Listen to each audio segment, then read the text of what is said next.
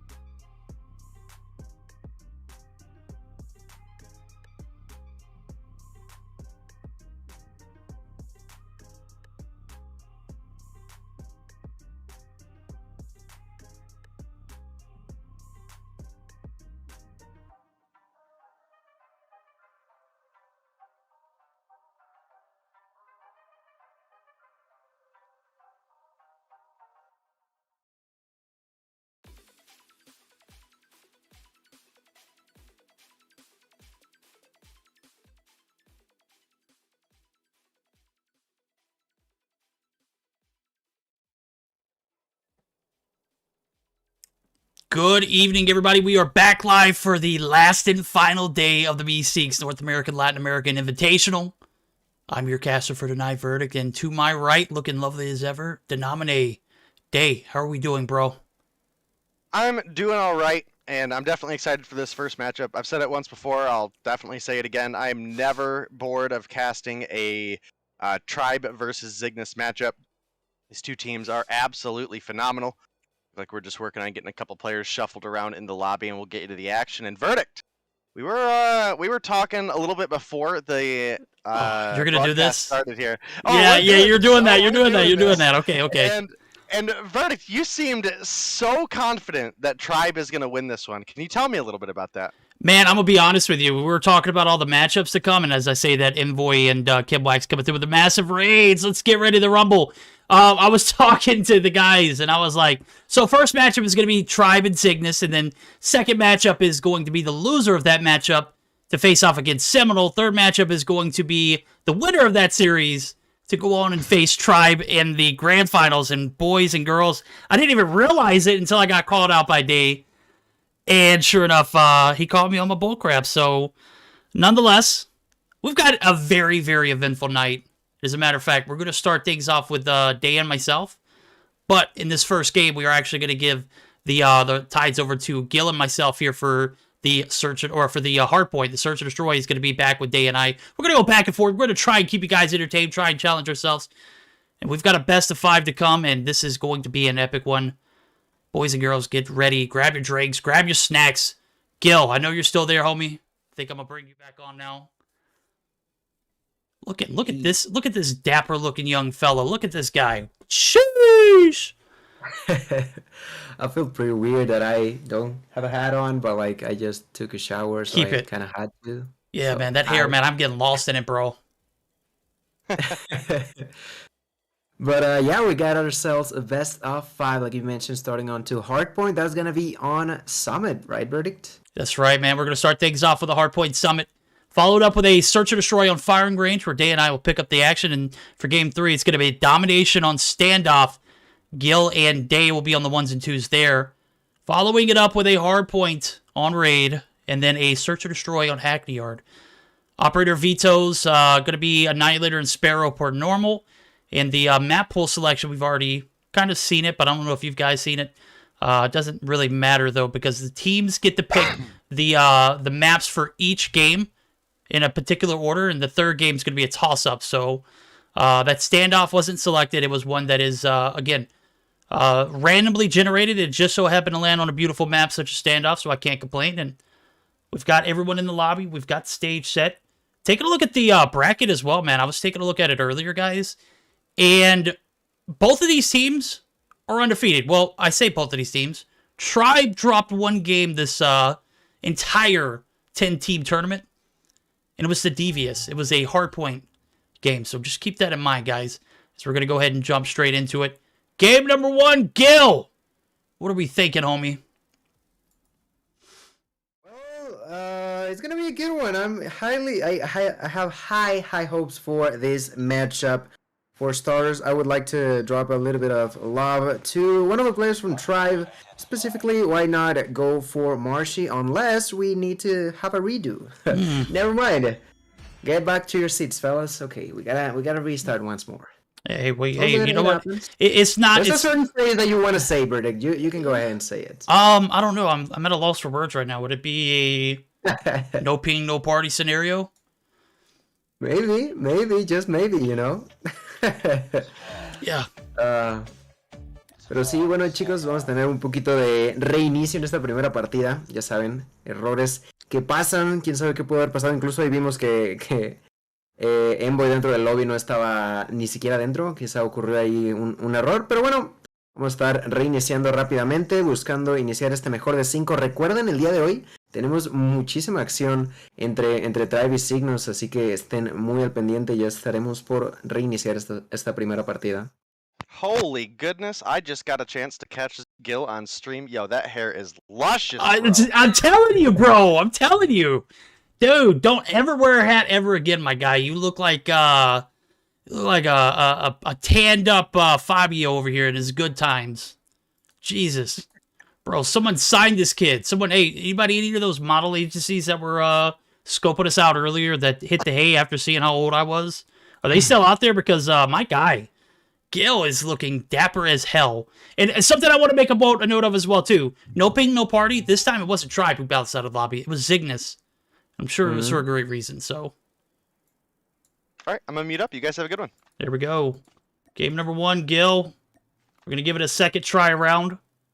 I'm on board with the guys over at Zygnus to begin with. Who should I be spectating? All right, we can go ahead and start spectating at Amboy specifically, because to my knowledge, what I've seen from him lately has been really, really good. In here, he's going to be playing with the Type 25, no surprises there, and he's going to be opening the floodgates with that first blood onto Bolu, immediately gaining control over this initial hardpoint, doing a great job, looking left and right, checking all of these windows. He's unfortunately going to get stunned with that tactical, but Zygnus with the right foot, going to get the first 15 seconds for them. Yeah, they are going to get it uncontested as we see Tribe try to make that break in. P1 can be devastating for some, but for Zygnus, they've been able to rack up 18 points, and now the pressure's on for Tribe. This is about as much as you want to settle for here in a P1. Obviously, it's out in the open. It's not going to be as, coveted as one of those P3s or P4 scenarios on this map in particular. So getting up into that 20-point marker is exactly where you want to be at, and for the time being, it's going to be all Zygnus who's racking up the objective time. Is about 10 seconds left on it. P2 transition, you're going to come through, but have no fear. It's going to be right here on this catwalk, which actually connects to the bottom side of this building. Aquí en este primer punto caliente, pues la ventaja inicial fue para el equipo de Zygnus. Ya vemos 10 a su favor. Mientras se inician las rotaciones, los primeros en llegar parece ser que podría ser los chicos de Zygnus, pero en realidad quisiera darle un poquito de cámara a Bolu. Bolu, jugador de Tribe, que ya tiene en estos momentos 2 bajas a su nombre y cae a manos de Envoy. El jugador que a mi parecer por parte de Zygnus ha estado en una muy buena racha. Envoy de verdad ha dado mucho de sí en distintos torneos para su equipo, pero en general le ha estado yendo muy bien. A quien no está yendo muy bien es al equipo en esta segunda rotación. Les ha costado un poquito tomar el control del punto caliente, donde Tribe ha estado más tiempo en este objetivo. Envy is going to be the one inside of the hill, finally going to get taken out. The control was given mostly to the side of Tribe Gaming, but it seems like finally Zygnus have been able to fight back. Yeah, it is. It's going to be Zygnus being able to pick up a huge chunk of this latter half of the P2 rotation. Now we're looking at P3, and guess what? Zygnus are right on it. 5 seconds going to go back in favor of Tribe as Marshy and Envy and Bolu all going to be on the prowl here. They're going to be looking for these spawn sites. It's going to be a difficult one, as you already see 3 players holding the objective initially, one on the catwalk area on the backside, and Tower is completely controlled. As a matter of fact, just on the left side flank, middle going to be held there by none other than Irving, who is actually going to be peeking back up, and we're going to see Envy actually come through, gets taken down, so no harm, no foul, but again, P3 is one of those money hills, and Tribe are looking for it desperately. They're not going to get it on the first try. We're going to see the continuation of the pushes as we're about 30 seconds in, and right now it's all Zygnus. As a matter of fact, Bolu looking for the break. He's not going to be able to find... He finds one, but there's still plenty of action left in there. That's one player left just. Going to be rotating around the backside. Gets the shots on Bolu, but Bolu able to win that gunfight, and that's crucial because there's about 15 seconds in. I'd be, if I'm Zygnus, I'm not looking for any of the scrap time. As a matter of fact, if you do happen to trek through, be leery of what's going on, and P4 actually going to be opening up here in about 7 seconds, maybe a little more. And that was actually going to be Envoy picking up that kill to go ahead and solidify those spawns. So Zygnus doing a great job on the rotations. I got to give it to him.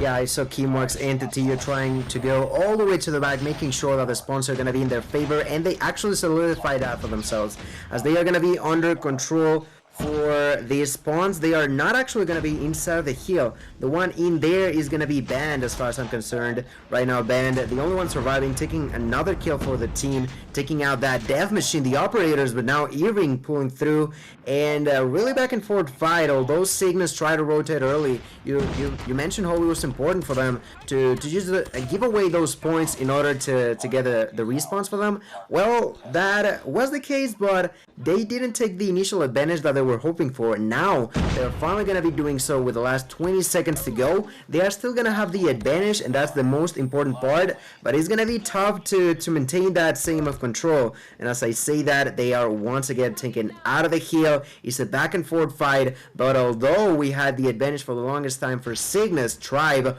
are now getting dangerously close to them. Yeah, we're going to see that 90 to 89 point. This is a Stage 5 preview, guy. These guys are both in that Group B. The blender of death, man. These guys are going to be duking it out here in about a week now as Stage 5 just right around the corner. And, of course, what better way to practice than against the opponents that you're going to be playing against when that time comes. So, again, a massive P4 back and forth affair is going to lead Tri with a 1-point advantage, but that 1-point advantage is going to grow drastically now as P1's open up for about 20 seconds in. So far, so good for Tri. Marshy holding the point down is going to be taken down to Tio. On the backside, the push is going to come in, and Tio's going to wait for some help before he gets onto the point. Smart man is going to go ahead and clear his angles, and the top staircase is going to be covered in a plethora of Tribe players, and it's going to be damn near impossible for him to make this trek alone. Envoy is going to go ahead and push up. Is going to be the initial pusher, is going to be shut down, and man, Tribe doing a great job here on this P1 reset. Pedazo de partida que estamos teniendo, una probadita de lo que se viene en una semana para la siguiente etapa del mundial, y es que aquí estos dos equipos están en el mismo grupo de la muerte, donde al menos en esta partida, a pesar de que Cygnus tuvo el control durante la mayoría de ella, hubo un punto de quiebre que fue ese punto caliente número 5 que Tribe controló por tanto tiempo, logró igualar el marcador, y ahora que nos estamos moviendo a el reseteo del punto número 2, va a ser Cygnus el que entra por primera vez, pero tiene que mantenerlo, y es que Cygnus únicamente ha estado ya detrás. Necesitan alrededor de 50 puntos, mientras que Tribe solo necesita de 22. El control sigue ahí, las rachas se están utilizando, los operadores también. Envoy está lanzando todo de sí, todo lo que puede tener disponible el jugador de Cygnus, lo termina asesinando Band. El control vuelve a ser en favor del equipo de Tribe Gaming. Se le vuelve a complicar a Cygnus, quedan 30 segundos en el punto caliente y es un matar o morir para Cygnus en este momento. Quieren empezar con el pie derecho este mejor de 5, pero obviamente Tribe no se lo va a poner nada fácil. Less than 15 seconds remaining. That is not going to be enough time for Tribe, and that's exactly why I see players already starting to rotate towards the next kill. For example, I'm going to see that Bolu is trying to play as an anchor player, making sure that the spawns are going to be in the team of Tribe favor, but Cygnus are not going to be too far behind. 130 to 136. This is the final point now. Yeah, this is going to be it. You saw Tribe double back. They invested a lot of time getting this spawn site set, but guess what? It's spoiled. Cygnus on the backside, only 6 seconds left.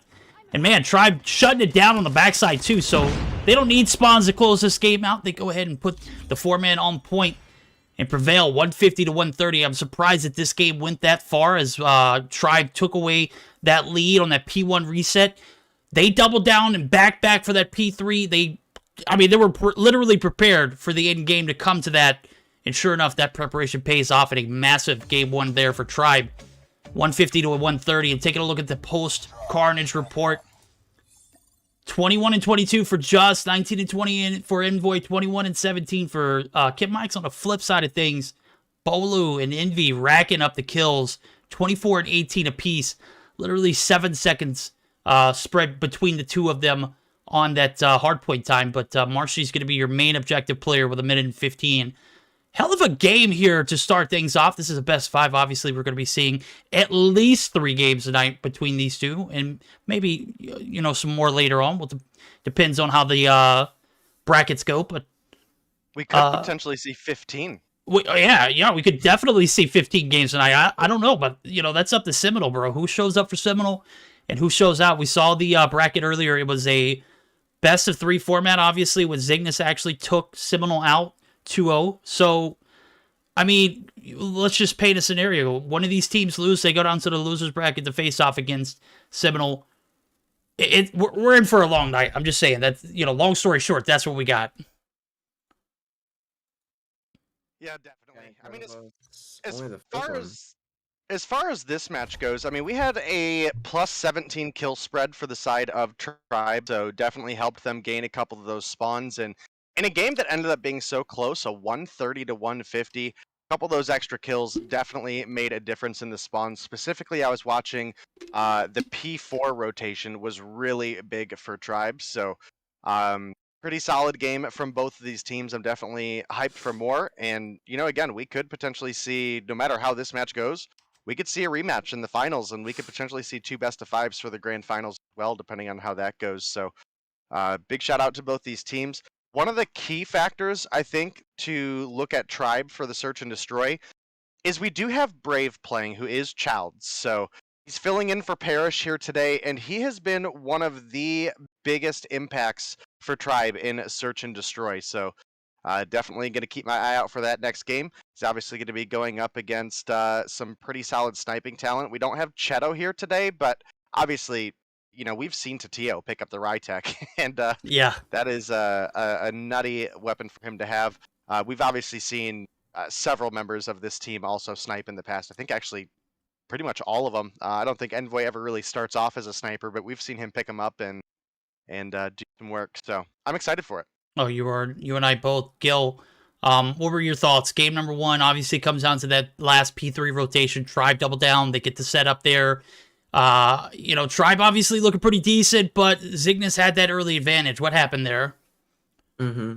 Well, I certainly noticed that breaking point on that hill number 5 where just Zygnus couldn't get inside. You mentioned how they gave up onto about 20 or so points favoring the side of Tribe Gaming, and it didn't even pay off. Out of that point, I would say that they got maybe 15 to a top of 20 points. If you are already giving 20 points to your opponents, and on top of that, on the next one, you lose about 40 or 30, that is not good news for you. Also, worth mentioning on a bad note, actually, I did notice that Irving didn't had the greatest performance ever. I believe that he ended up being like maybe 9 to 26, something like that. So, if you are not providing that sort of one-to-one gunfight for the team in such a close matchup, I can tell that it definitely hurt the team. Yeah, that's what I was thinking as well. As we're going to get geared up for game number 2 here. We're going to go ahead and flip over to Day. Just something for you guys to keep note of, and something for Day as well, because I know he's an analytical person. I was taking a look at the maps. Tribe take game 1. They also selected the map for game 1. So with Zygnus picking this map 2, it's going to be a firing range, search or destroy. You think this is going to be their opportunity to even things out? Definitely could be the possibility. Obviously, this is a map that does have a lot of sniper presence, but it looks like we are going to get a reset here. Yeah, I mean, not much to say about that. I think we all pretty much know what was probably going on there, but, that's neither here nor there. As we get into this game, again, going to be looking out for the sniper talent on both of these teams. And I did see Bolu as well with the sniper out, so we might be potentially looking at a double sniper lineup for the side of Tribe. And again, this is a map that you can really capitalize on that, because there's a lot of really long key angles throughout the middle of the map. And yeah, I mean, we're going to be looking for those opening picks for each of these teams. Cheto obviously has spent a little bit of time making the transition over to phone and has gotten much better, but we're not seeing him here today, so I do have to question what the level of sniper talent we're going to have show up for the side of Zygnus. Like I said, we often see Tatio when they need it pick up the Rytech, and as little as we see the Rytech in the meta, at least for the pro players, Tatio is absolutely nasty with it, and even when he's not using the Rytech, he usually does bring that AMAX to the table, and he is nasty with the AMAX as well. So waiting on a couple players to get readied up, and we'll get you guys in the game as soon as we can. Absolutely. I had a train of thought, but I'm going to be honest with you. I started reading Discord, and it just kind of went out the window. Nonetheless, Tribe up 1-0 in the series. If you guys are just now joining us in, second map picked was by Zygnus. They selected a search and destroy on firing range. This time around, the no ping, no party situation, it was Tribe who bounced out of the lobby. We're going to see them get a fresh connection, give them an opportunity to go ahead and hopefully have something where it's a little bit of a median, not necessarily favoring one of these two teams, as we're going to go ahead and jump into it. 1-0 in favor of Tribe. First round of the search or destroy. Tribe going to be on the defense. Zygnus looking for those opening picks. We're going to see a 4-man stack. Bolu finds first blood, and that is massive, as they are going to go ahead and continue this A-long approach. The push is going to come in. 4 players in to Tio. Oh my god, how are you alive, bro? Yeah, Definitely been a spicy start. The 2-for-1 trade comes in favor of Tribe. Irving as well almost drops, somehow lives with basically no health there. The bomb plant does come through for Envoy, so we will be keeping our eye out on that. But Bolu gonna find Envoy. Envy finds Tatio, and now Irving left in a 1 versus 4. I just don't see it happening. Even if he wins this trade, he has a player rotating behind him, but Marshy wins his ones, comes through in first round, gonna go in favor of Tribe. Still around there for them. They don't give too much for Zygnus to work with. Saw the approach. They held that A-long area. There was only one player that was up drastically off the start. That was banned. And then everything just kind of started going downhill there from there. The first blood goes in favor of Tribe. They're able to hold that A site down, even with the bomb being planted. No fear from them. We're going to see the same exact approach here from Zygnus. And obviously we got stage 5 right around the corner. Literally 7 days away. I'm not expecting to see a lot of creativity on this attacking side. It's more about executing and doing the basics. And right now, Tribe doing the basics well in that first round. This time around, Zygnus, don't drop anybody. We're going to see a 5v5. Bomb's going to go ahead and try and get planted. And we're going to go do diligence here as he goes for the plant. Doesn't actually execute now. Oh my goodness. Things are falling poorly here for Zygnus. As a matter of fact, Ban picking up one more. And that is going to be Envoy in a 1v4. He is going to be taken out in trailer. Marshy, yet again, going to be able to pick up that last blood. Yeah, Marshy, pretty known for winning his 1v1 fights, and was able to come through, clean it up there. Another convincing round comes through for Tribe. And definitely got to see some earlier picks come through for the side of Zygnus, because, you know, it seemed like right as you were talking about Zygnus still have everybody. They're not down. It's 5v5. It was 3 kills right away that came through for Tribe there. And that's not a great position for them to be in. And you can see Zygnus have certainly shifted up their strategy a little bit.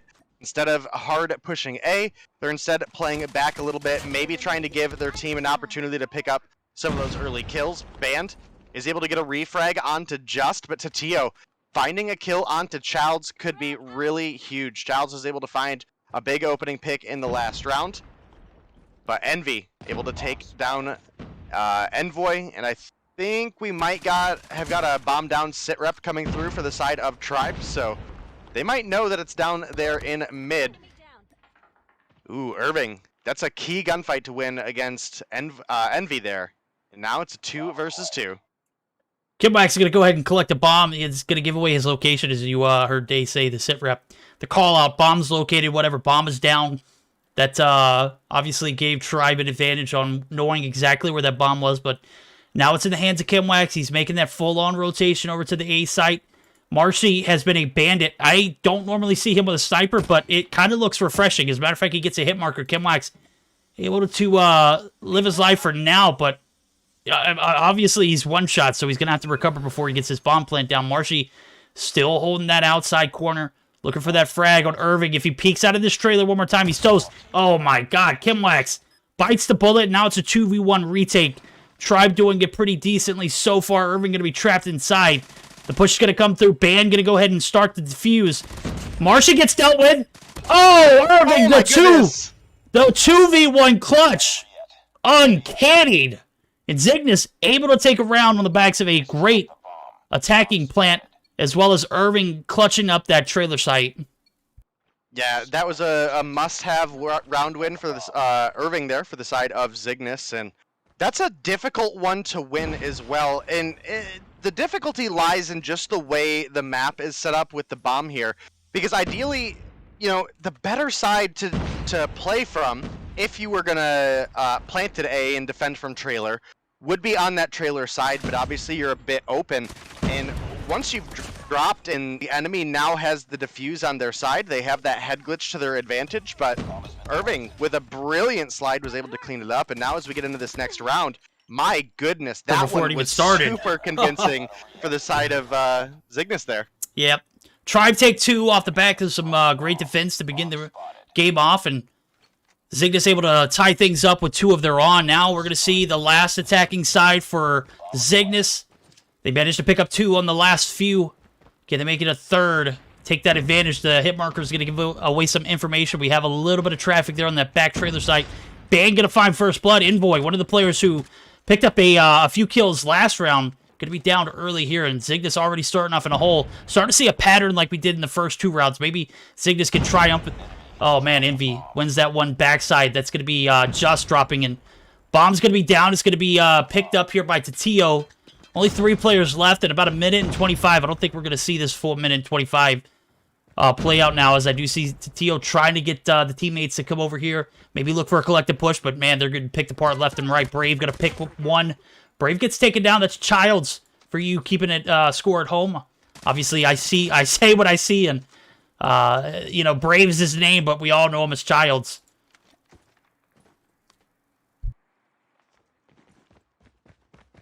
Yep, it's now a 2 versus 4. Tribe have the advantage here, but it does look like Zygnus starting to push on up towards A.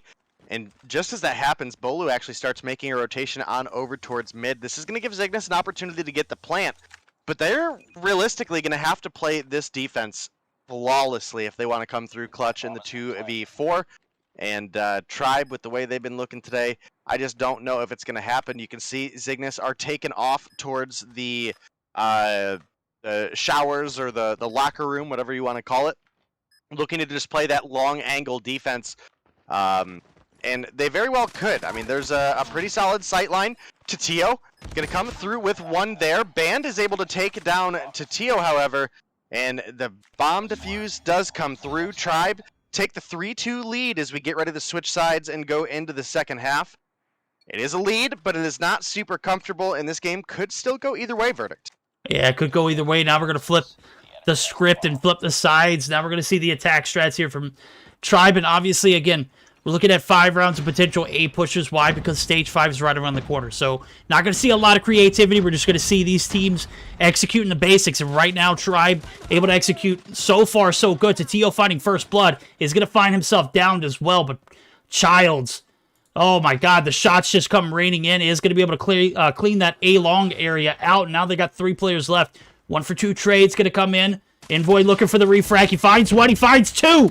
Envoy finds 3. Oh my goodness. Envoy is single-handedly taking this Tribe roster down all of that A-long flank. And now we're going to see Bolu left in a 1v3. He finds 1. Oh, it was a 1v2 now. Kimwax all on his own. Is he going to be able to get this defuse off? Look at Bolu. Absolutely. He's got it. GG's. 2 ninja defuses back-to-back right there, by the way. Yep, and unfortunately, just with the rotation that Bolu made, I don't think he was prepared for Kimwax to be at the bomb. He was outside trailer, and by the time that bomb was started, it didn't matter if he went long side, didn't matter if he went through mid. He wasn't going to get the angle that he needed to take Kimwax down, and that's going to bring us to a 3-3 tie. As you mentioned, probably going to have a lot of A pushes, and my goodness. Look, I've been on the hype train for Envoy for quite a while. I think he's one of the more underrated players in COD Mobile, just because he's not always the person that makes the flashy plays, but this dude is absolutely consistent, and he's coming through showing it right now. Just able to find 1 onto Childs. Bolu is going to get the refrag, however. Band had taken quite a bit of damage. It was almost a 2-piece for Zygnus. They still get the 2-for-1 trade, but now you can see Tribe kind of hesitant on what they want to do. Bomb has rotated back on over towards Wood. We do have 1 player in Kimwax who's chilling out at the B bomb, but I do expect he's going to start making that rotation over here shortly. And sure enough, he starts to make it, sees a couple members of Tribe, gets that call out to his team. You can see Irving making that push over with him, and now they're set up. Split on both bombs is a little bit difficult, but that's just the way it goes sometimes when you're on defense. Yeah, it is, but you can see the transition back over to this A-long area. There's no one covering sight. You got 1 player in Tatio who's actually going to get the smoke down. We're going to see the push come through. Tatio needs to hit these shots. He gets 1. Irving gets another. Now it's Bolu all left on his own, and he's got 4 players from Zygnus to deal with. He finds 1, but this is going to be a tough one. The bomb is down, 22 seconds on the clock. Even if he does manage to get over there and find 2 more, you still got... you know, 1 more player left to deal with, and that's it's going to be a tough spot. 14 seconds on the clock. Tatio looking for that rotation. Tatio can get the smoke, too. 8 seconds on the clock. Irving needs to find a way to get away with his life because Bolu is coming through. The shots rain in, and that's going to be Zygnus playing time and getting the round, but Bolu Well, a nightmare for the Cygnus roster. You saw that 3 players drop almost instantly as soon as Bolu gets sights on him. That is a devastating round that could have been in favor of Tribe had there been a little bit more time on the clock, but unfortunately it wasn't. And now we see... I mean, he almost had that kill He regardless, did! right? I mean, Yeah. Irving was down to like a 3rd HP.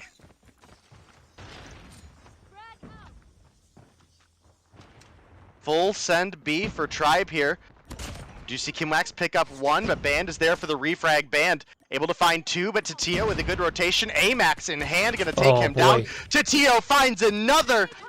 Quick fix coming through, but Bolu, Type 25 in hand, is gonna find it. It's now Envoy left in a 1 versus 2.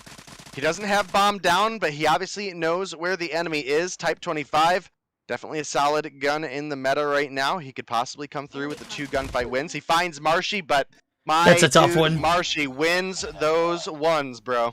That's a tough one, man. You don't get that kill on Marshy before he rotates in. You give him a second to, reorganize, reposition, and, get set up for that cubby push. He anticipated, set up well, picks up a 6 kill, and sure enough, we've got a tied ball game all over again. This is literally this exact same situation we saw in the hardpoint, right? One team takes an advantage, the other one ties things up. The other one takes the advantage, the other one ties things up, and right now Cygnus looking for that, equalizer. They need a round for themselves. They need a game for themselves. And Tatio doing everything he can possible. The man's a god. Picks up 2. Cygnus are on match point. Tribe still 1-0 in the series. Let's get that straight. This was a map that was picked by Cygnus. We're expecting them to win this one. That third game's going to be the toss-up, though. Yeah, and remember, guys, this is a best of 5, so we're in a situation where we're seeing 3 games no matter what happens here. Tribe did come through with a narrow win in the hard point, but we are at a point, we're at match point for Cygnus. We're possibly 1 game away from a match or round 11 for Tribe. Envy able to find Just, making the rotation, but Tatio, an absolute madman with the AMAX. 13 kills on the board, comes through for 2. Oh no, he slid the corner, didn't see Envy. That's pretty unfortunate. As a kill going over to Tribe, making it look a little bit more doable as we're sitting in a 3 versus 2. You can see Envoy along the backside looking for kills here. Good picks. He's going to find the one onto Envy, and now it's Marshy left in a 1v3. Can he clutch it up? Catches one on the jump up there. He caught one on the catch up, man. I got to say, Envoy did great on that full-on flank backside. But overextends. Maybe should have played a little bit more towards that A-long area. Even after picking up that first kill. Obviously, you want to go for the kill shot, but, position is key here. He gets caught on the jump up, and that's unfortunate. Now Marshy able to, slither his way into a 1v2 scenario. Bomb is in his hands. Could very much so close it out, but Irving actually sees him on the rotation. Oh, yeah, Kimwax sees him too. Yeah, that's tough. This is rough for Marshy. It is. He's going to bite the bullet. Yeah. Now we are going to go to a Game 3 all tied up. Cygnus, 6-4 win in the Search and Destroy. Yeah, and that's a really powerful head glitch that Irving was able to come through with the gunfight win there. And the 6-4 gets closed out. It's all tied up in the series 1-1. That means we're guaranteed at least a game 4 between these two Titans. One of the top teams in North America. I think definitively the top team in LATAM facing off against each other here. And, this is the action exactly why I was saying I never get tired of casting these teams. And I can't wait to see them face off in a little bit more of an even ping setting because at every given point of this game, one of these teams is going to have some sort of ping disadvantage, right? I mean, that's just the case. And as it comes through here, we have Tribe narrowly winning I think it was 150 to 130 hardpoint. Yep. And Cygnus come through narrowly winning a 6-4 search and destroy. And my goodness, Tio and Envoy, look at the numbers on the board, 13 and 11. Look over at the side of Tribe and your 2 top frags. It's going to be Bolu and Envoy, or Envoy. The names are so close. Yeah, they are. They are. And Envy, 11 and 8. There we go. Tied up after 2 games. This is exactly what we were expecting. Now, that toss-up map. This is one that the players didn't select. As a matter of fact, this is the one that was randomly generated. And it just so happened to be on a standoff map that I love. I know you guys enjoyed as well. I don't think Day is 100% on it. It's not a raid, he would say, right? I'm sorry, what was that? I'm sorry, the standoff map. It's one of the ones that I enjoy. I love it for all 3 game modes. I think you favor raid more than standoff, but I am a full-blown... I think they're both pretty even. Okay, that's fair enough. Yeah. Okay. Well, I'd absolutely rather see a standoff dom over a Hackney Yard. Oh my or god. a Hackney Yard or a Crossfire or Rip. any of that trash. Yep. Unfortunately, we won't see those maps. Fortunately, we won't see that one for this mix. But Gil, man, what were your thoughts? I know you've been dying to speak, bro. Let's hear it from you. What do you got so far? I was on the edge of my seat the whole game. From that clutch play from Irving on a 1v2 situation to that play from Bolu almost getting that 1v4. It was just that phenomenal game between the two. You both said it yourself. It's just an amazing level that these two have, that it's always a blast to just see them play. It's just magical in a way. I am enjoying every second of it, and like you mentioned, I sure am ready for that game of domination on standoff. That is probably one of the map and game mode combination that I like the most personally. So I'm really thrilled to see what's going to be happening between these two teams. Here we go. We're going to get kicked off here shortly. Domination standoff. Going to be the equalizer. Who is going to be able to take the advantage? Who's going to fall shy? I'm going to hand it off to you two guys. Let y'all handle business. Domination standoff about to start up here shortly. And just waiting on a couple players to get readied up, and we'll get into the action. Gil, I hope you're excited. I sure am excited, eh? También comentarles de verdad, ¿qué partida? Perdón? What did you say? I was just going to ask if you have any predictions, but, one of the biggest reasons we like to have you here is when we get into these scenarios where we have one of the LATAM teams here. It's nice having someone fluent in Spanish able to reach out to those guys. So go ahead, knock it out. Well, predictions about these two, I would like to point out that if we get to see a more game 2 kind of scenario with Irving specifically, because we definitely saw him struggle on the first game, but if he gets along with the team a little bit better on game 2, I wouldn't be surprised if we end up with a victory. I'm not too sure from who, but only on a couple of points differential between one another. These two are just battling neck to neck at this point. Vamos a irnos directamente a la partida número 3 entre el equipo de Cygnus y Tribe Gaming. El día de hoy, de verdad, tenemos muchísimo por delante, pero esta primera no está dejando nada que desear. Uno de los mejores equipos de Norteamérica, uno de los mejores equipos de LATAM están peleando con todo, y en este momento, pues como ya había dicho antes, una pequeña probadita de lo que ya veremos en los campeonatos mundiales, donde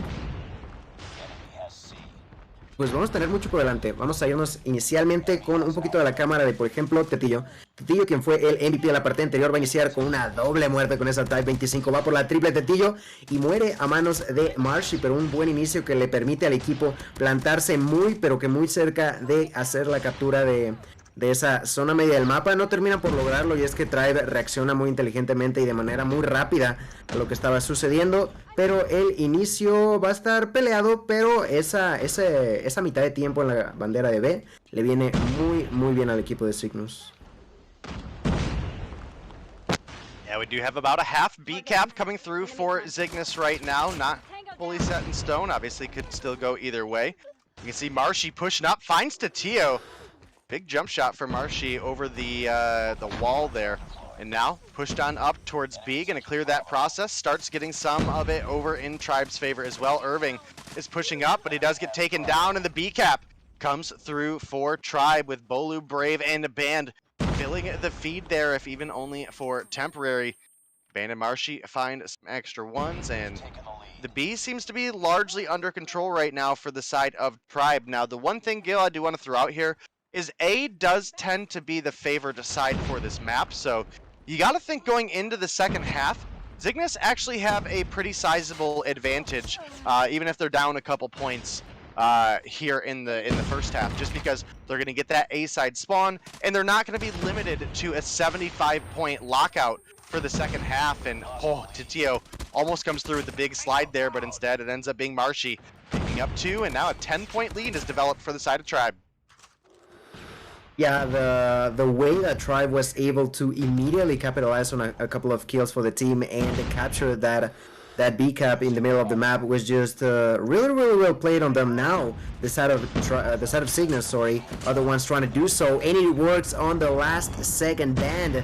Try to prevent that cap from happening with a Pred missile, but that's not going to be the case. Now Cygnus are gonna have this under control, and as we are getting onto the end game of this first half, the advantage continues to be for Tribe. The fact that Cygnus were able to capture B is really gonna hurt their opponents a lot, and that's exactly why you see them just spreading all across the map. I see Titio playing quite aggressively, in my opinion, and that ends up getting taken out. But when you know that your team is already under control for 2 flags, if you are making sure that your opponents are just at the respawn, they are at base, making sure that they get the kill before moving forward, that's more than enough for Titio. Cygnus in a great spot are gonna be tying up their opponents in just a couple of seconds, and well, they're gonna build themselves a potential advantage if it continues to be this way. Yeah, and now Cygnus starting to neutralize the score. In fact, they're going to start taking the lead on this next tick, and sure enough, there it comes in. Still a lot of potential that Tribe could get the B back, but again, I think going into the second half, Cygnus have a little bit of an advantage just off of the positioning. You have Death Machine available for Marshy as well as multiple other players on the side of Tribe, and one of the things I do want to point out is Envy has actually opted to bring the Gravity Vortex to play. And looking at the opposition, it's Death Machines across the board, except Kimwax, who's bringing the Tempest in. Definitely a pretty solid one here. And I don't know. I understand, you know, running the Tempest, you know, really good for the Goliath. I understand running the Gravity Spikes. I'm sorry, the Gravity Vortex. You can drop that like flat on B in a domination and deny your opponents the ability to get on that point for a couple seconds. Might be able to help you get into position, the rest of your team get their respawns through, start coming, throwing their utility to B. I don't understand why teams aren't running both, like one of each. Yeah, I definitely know where you're coming from, and I'm as surprised as you are. Irving just got the capture on B and a double kill. I want to point out what's going on over there because he got all of the score streaks available. Already used that 100-killer drone, gonna be using the Pred missile. I'm not too sure if he's gonna be using the Goliath. He is. Alright, every single utility from Irving is gonna be used right now, also dropping that trophy system just in case. Qué manera ahí de conseguir todas las rachas por parte de Irving. Logra lanzar ese avioncito de papel, logra lanzar ese misil Predator, y ahora va a estar usando el Goliath en la zona alta de la casa azul, buscando defender tanto la zona de Alpha como la zona de B muy inteligentemente. Y es que a estas alturas la ventaja del equipo de Cygnus está siendo cada vez más y más apabullante. El control que están teniendo ha sido impresionante, y esto vendría siendo muy importante para el equipo de Latinoamérica, que se posiciona en estos momentos en una buena situación. Un muy buen uso del Tempest termina noqueando a Irving, lo termina asesinando también. Marshy logra deshacerse de una de las molestias más grandes que tenía el equipo de Tribe, e inmediatamente van a intentar posicionarse para capturar la bandera de B. We're gonna have Envy immediately trying to position themselves inside of this B cap, and they are getting it. That's exactly what I'm talking about. Marshy ended up using that Tempest, like you mentioned, Day, and they immediately took control over that situation. Oh, did Marshy switch over to a Tempest? All right. Yeah. Key factor to point out. I'm glad you caught that, because I certainly did not. And He destroyed that Goliath. yeah, it's good, because that Goliath was in an absolute power play position up at the top of that A-side building, so being able to take that down is huge. We're not triple cap territory. Cygnus do need to get this B flag back if they want to pull together the win here. They only need it for a couple seconds, but they do need it. The progress is starting to come through. Envy's making his rotation over, but he can't make it in time. Triple cap. Yep, and I think we're pretty much right now going to start crossing into that triple cap territory with 15 points to go and over 30 for Tribe. They need to make a play here, and they need to make it fast. El equipo de Cygnus ya se encuentra en una situación cómoda. El equipo de Tribe necesita la triple captura para llevarse la partida. Están peleando con todo. En la zona de Alpha está Marshi capturando la bandera, pero por atrás sale Tetillo. Tetillo que no les permite hacer nada. Cygnus a punto de llevarse el segundo punto a su favor. Recordemos que es el mejor de 5, así que no estaría terminado, pero en serio, ¿qué jugar del equipo de Latinoamérica? Señores, esto va a ser el 2-1 victoria para Cygnus Esports. GG, well played. That is going to be the 2-1 advantage for the side of Cygnus Esports in a tremendous turn of events, because although the beginning of that first round, we also it was really favoring the side of Tribe. The second that Cygnus was able to just retake that flag, it just went on a rampage. You know, they went on a streak. They didn't lose control for the majority, not only of that round, but the entirety of the game. It was just flawless performance for them, and well, a well-deserved victory there. Yeah, you're absolutely right. A big game coming through for Cygnus. They're going to take the 2-1 lead currently in the series, and what a game. And you know, the reality here is Band top fragged, 29 on the board. But if we look, we just had a little bit more dominance in the capping power for the side of Cygnus. We've got 4 for Just, 5 for Irving, 4 for Kimwax, 5 for Envoy. Only 2 for Tatio, but he was covering some of those longer angles for the team. You look at the side of Tribe, and they did have 3 caps apiece. And, you know, it just... in the end, favored a little bit over to Cygnus, and I gotta say, I'm glad that all of these matches have turned out to be so good. We started off with that amazing hardpoint that was a 130 to 150. We went into the Search and Destroy, that was a 6-4, and now here coming into the Domination, we are looking at the 150 to 122 win for the side of Cygnus. So, Tribe, if they want to guarantee us a Game 5, they need to win this hardpoint here. They were able to win last time around, and that would push us into Search and Destroy, and again, the last one went pretty far down the wire. 6-4 is not a super one-sided game, so I'm excited for it, and I'm glad I get to work with you two for it.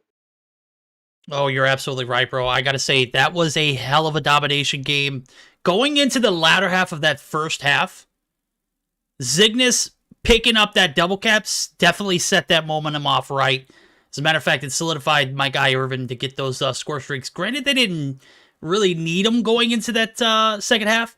It definitely came in handy. The what was it? The Predator missile that came through didn't necessarily allow him to pick up any kills, but we definitely saw the impact of you know, being able to see your opponents on that Predator missile. And he gave some call outs. He gets the Goliath down as well, and sure enough, the Goliath goes down, but it didn't have that much of a factor. But I just gotta say, there was tremendous map control from Cygnus in that second half, and Tribe fighting tooth and nail to get something going. Very unfortunate. We're going to be moving on to a Game 4 now, as we're looking at a hardpoint on raid.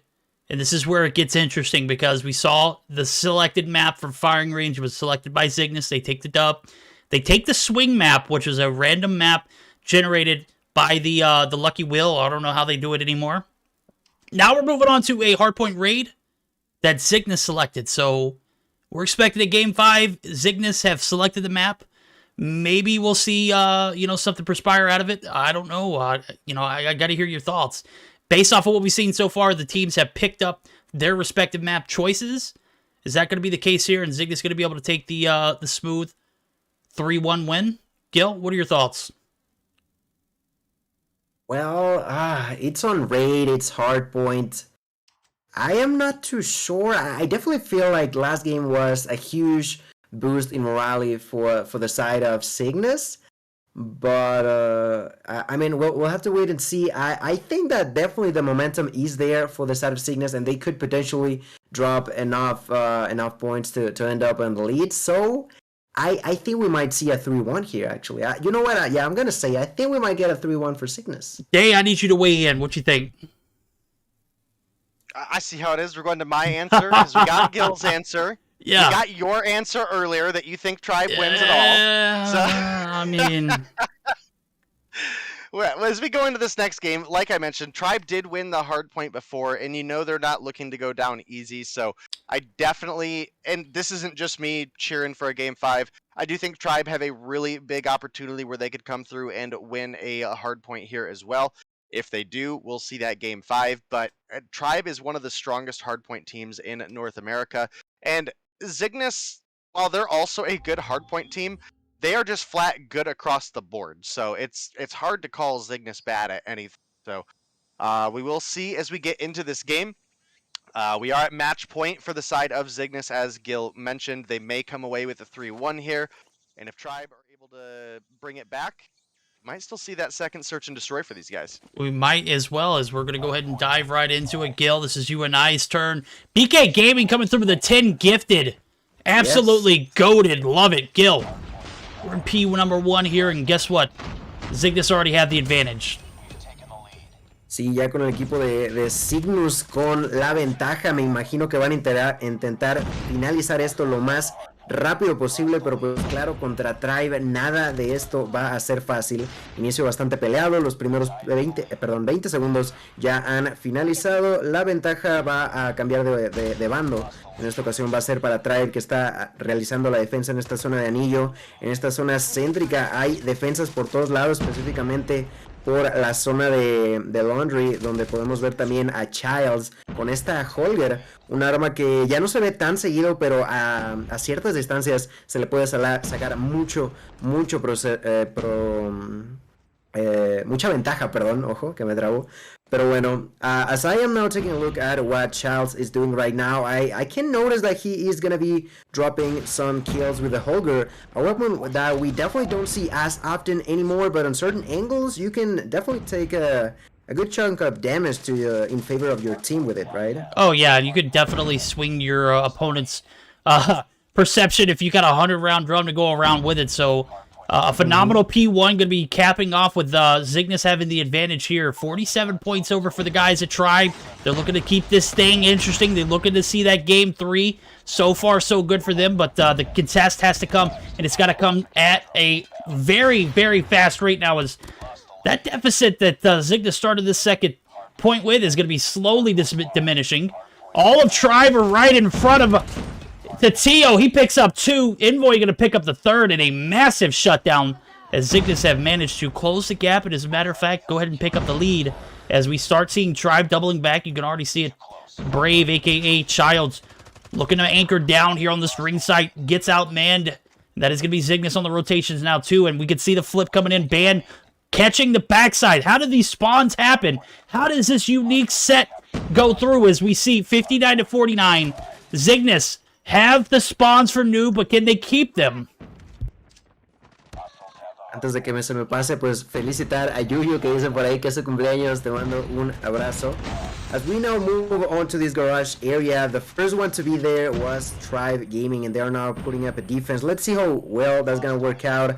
As I see them, it's going to be doing pretty wonderful for them, but Envoy was able to just bounce back in, just annihilating the opportunity for the side of Tribe of getting points for about, I want to say, 5 to 8 seconds, which is just a tremendous thing to do. Yes, the side of Cygnus know that they're in a bad spot. You know, when you are here on the garage, it's gonna be quite tough for you to get the enemies out of it. It seems like Cygnus might be able to do so, but now Bolu is playing a run and go kind of game, trying to survive for the longest time. The last 12 seconds came in, and Bolu finally died. That allowed Cygnus to gain some control. But now, on the opposite end, every single player but Irving starting the rotation towards the next hill. Yeah, you see Tribe, they double back. They get what they want off that P3 garage. They're setting up proper here in P4. The Devastation's about to come through. The spawns are going to be set here, and it does look like Zygnus are going to be able to have the initial advantage with spawn sites, as I see multiple players spawning up top.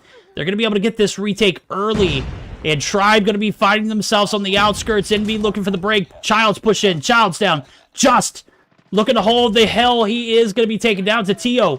Going to be able to win one gunfight, but that is not enough. Zygnus need to go ahead and bunker down, as I see Envoy pulling out the death machine. He finds another. That's a 4-piece for Envoy. Absolutely cracked. They're looking to close this series out early. It could be a 3-1 if they take this game, but man, Tribe are not giving up. Look at the break here on the front side. It's going to come through. It's not going to be smooth, though.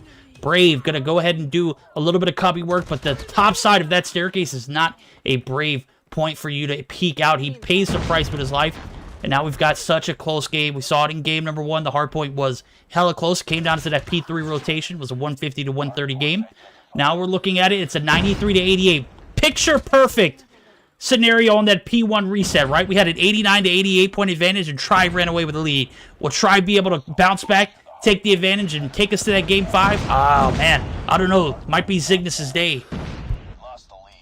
Pelea brutal de tú a tú entre estos dos en estos primeros segundos del último punto caliente antes de reiniciar las rotaciones. La ventaja está siendo bastante palpable en favor de Cygnus, que están haciendo la defensa. Se va a quedar Kimox intentando mantenerse con vida. Cae el equipo de Cygnus. Tribe, que se cuela a los adentros de este punto caliente. Están intentando mantenerse a flote, y es que Cygnus se les escapó por unos momentos, pero ahora sí Tribe es el que va a estar dentro del objetivo. Específicamente quiero que vayamos con Band, jugador de Tribe Gaming, que en estos momentos también tiene disponible esta máquina de muerte para utilizarla y causar mucho daño a sus rivales. Vamos a volver a la zona céntrica del mapa, esta zona de anillo, donde ya vamos a ver a Cygnus, que empieza a plantear una defensa. It seems like Cygnus did it again, Verdict. They are going to be rotating towards the next point. That is going to be P1 reset once again. And, well, let's see what they can do. They have 3 players inside.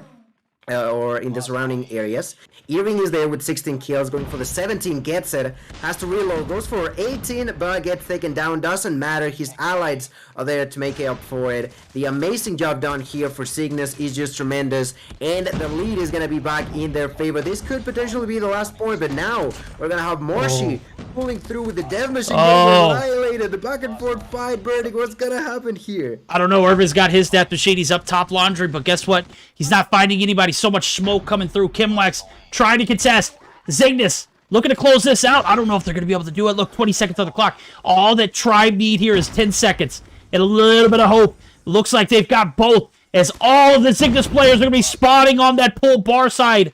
And now, only 1 second is needed. That is going to be it. Game number 4 going to go in favor. Again, picture perfect. 150 to 130 in favor of Tribe. They're going to go ahead and make a game 5 happen. Oh my God, Tribe just killing it right now. But I gotta say, Cygnus, you had that game in the bag on that P5 rotation. You were there. You get shut out. I'm not sure what happened. Tribe just being Tribe. Obviously taking a minute to warm up, and sure enough, we have a little bit of deja vu. Is that right? On what specifically? Oh, the hardpoint, man. This is the second time around we've seen a 150 to 130. Tribe able to come back, muster up that string for that P1 reset, and sure enough, they close it out. Absolutely tremendous way to end, and well, pretty unfortunate yet again for Cygnus, like you mentioned, but this is the thing when you wanna take control over such a huge area, that P1 can be a huge opportunity for you to come back, like it was for Tribe. But of course, Cygnus, they try to do the same thing. It didn't work as expected, and well, we are gonna be deciding who moves on to this grand finals on a 5th game. Yeah, this is gonna be it, man. We're looking at 2 stage 5 contenders. They're in that blender group of death, Group B. They're gonna be duking it out here in about a week.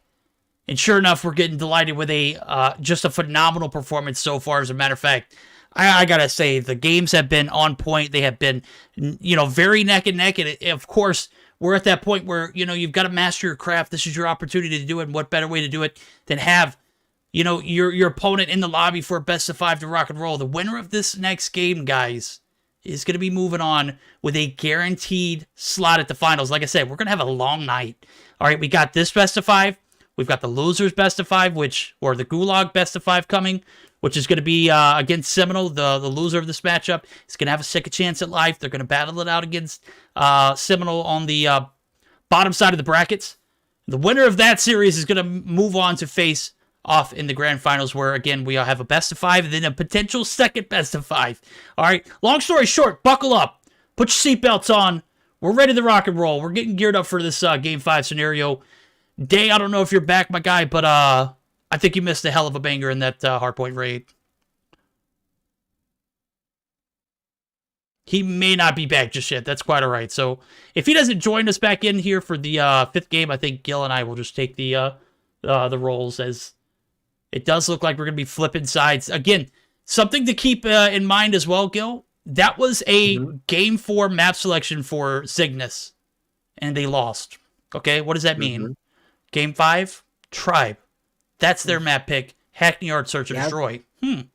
I definitely like how Tribe also plays on this map. I gotta say it. It's gonna be tough. It's gonna be tough. I think something particularly that we have noticed from Tribe is that they tend to go to the opposite bomb that most people go to, right? You're absolutely right. Something that not a lot of teams can react to. So yeah, it's gonna be a tough one here for Cygnus, I gotta say. You're absolutely right. It's Tribe, obviously a respawn heavy team. They focus a lot on that hardpoint win, the domination wins. They drop that dom to Cygnus. They buy themselves back a game 5 here on that hardpoint, and now this is the opportunity for two of the best teams in NA and LATAM to square off in a best of 5 format. That, guys, I cannot tell you how excited I am to see this one a week prior to Stage 5, where we'll have a little bit more of a mutual ping situation scenario. Obviously, it's not land, but it's the second best thing. So I'm gonna go ahead and get geared up for this one. We've got a delight here. I'm absolutely enjoying it. Gil, I think it's gonna be you and I on the 1s and 2s, bro. Yeah, it seems like they couldn't make it up with us, but I think on the bright side, in a way, for the side of Cygnus, going back into that note about Tribe going really dominant, is that since Cygnus knew that what potentially Tribe could be going for, they opted to go for the offensive side first, which is a right move in my opinion here. They immediately get the double kill. They are going to be planting the bomb. There's going to be the 2-for-1 trade as Skimwax dies at the hands of Band. Band finally able to answer back. The fight continues. The break coming through. Another couple of kills are going to be traded, but Band on a rampage already got 3 kills for the team. Make it a 2 versus 2. Amboy is going to be now having a visit there. Amboy is going to be there to find off that last kill, but getting taken out. Band, 4 kills that round. Also going to be defusing that bomb and bringing the point initially for Tribe. It is indeed. Band on a bit of a spree there. 4 kills to start this round off. Just a phenomenal job from him.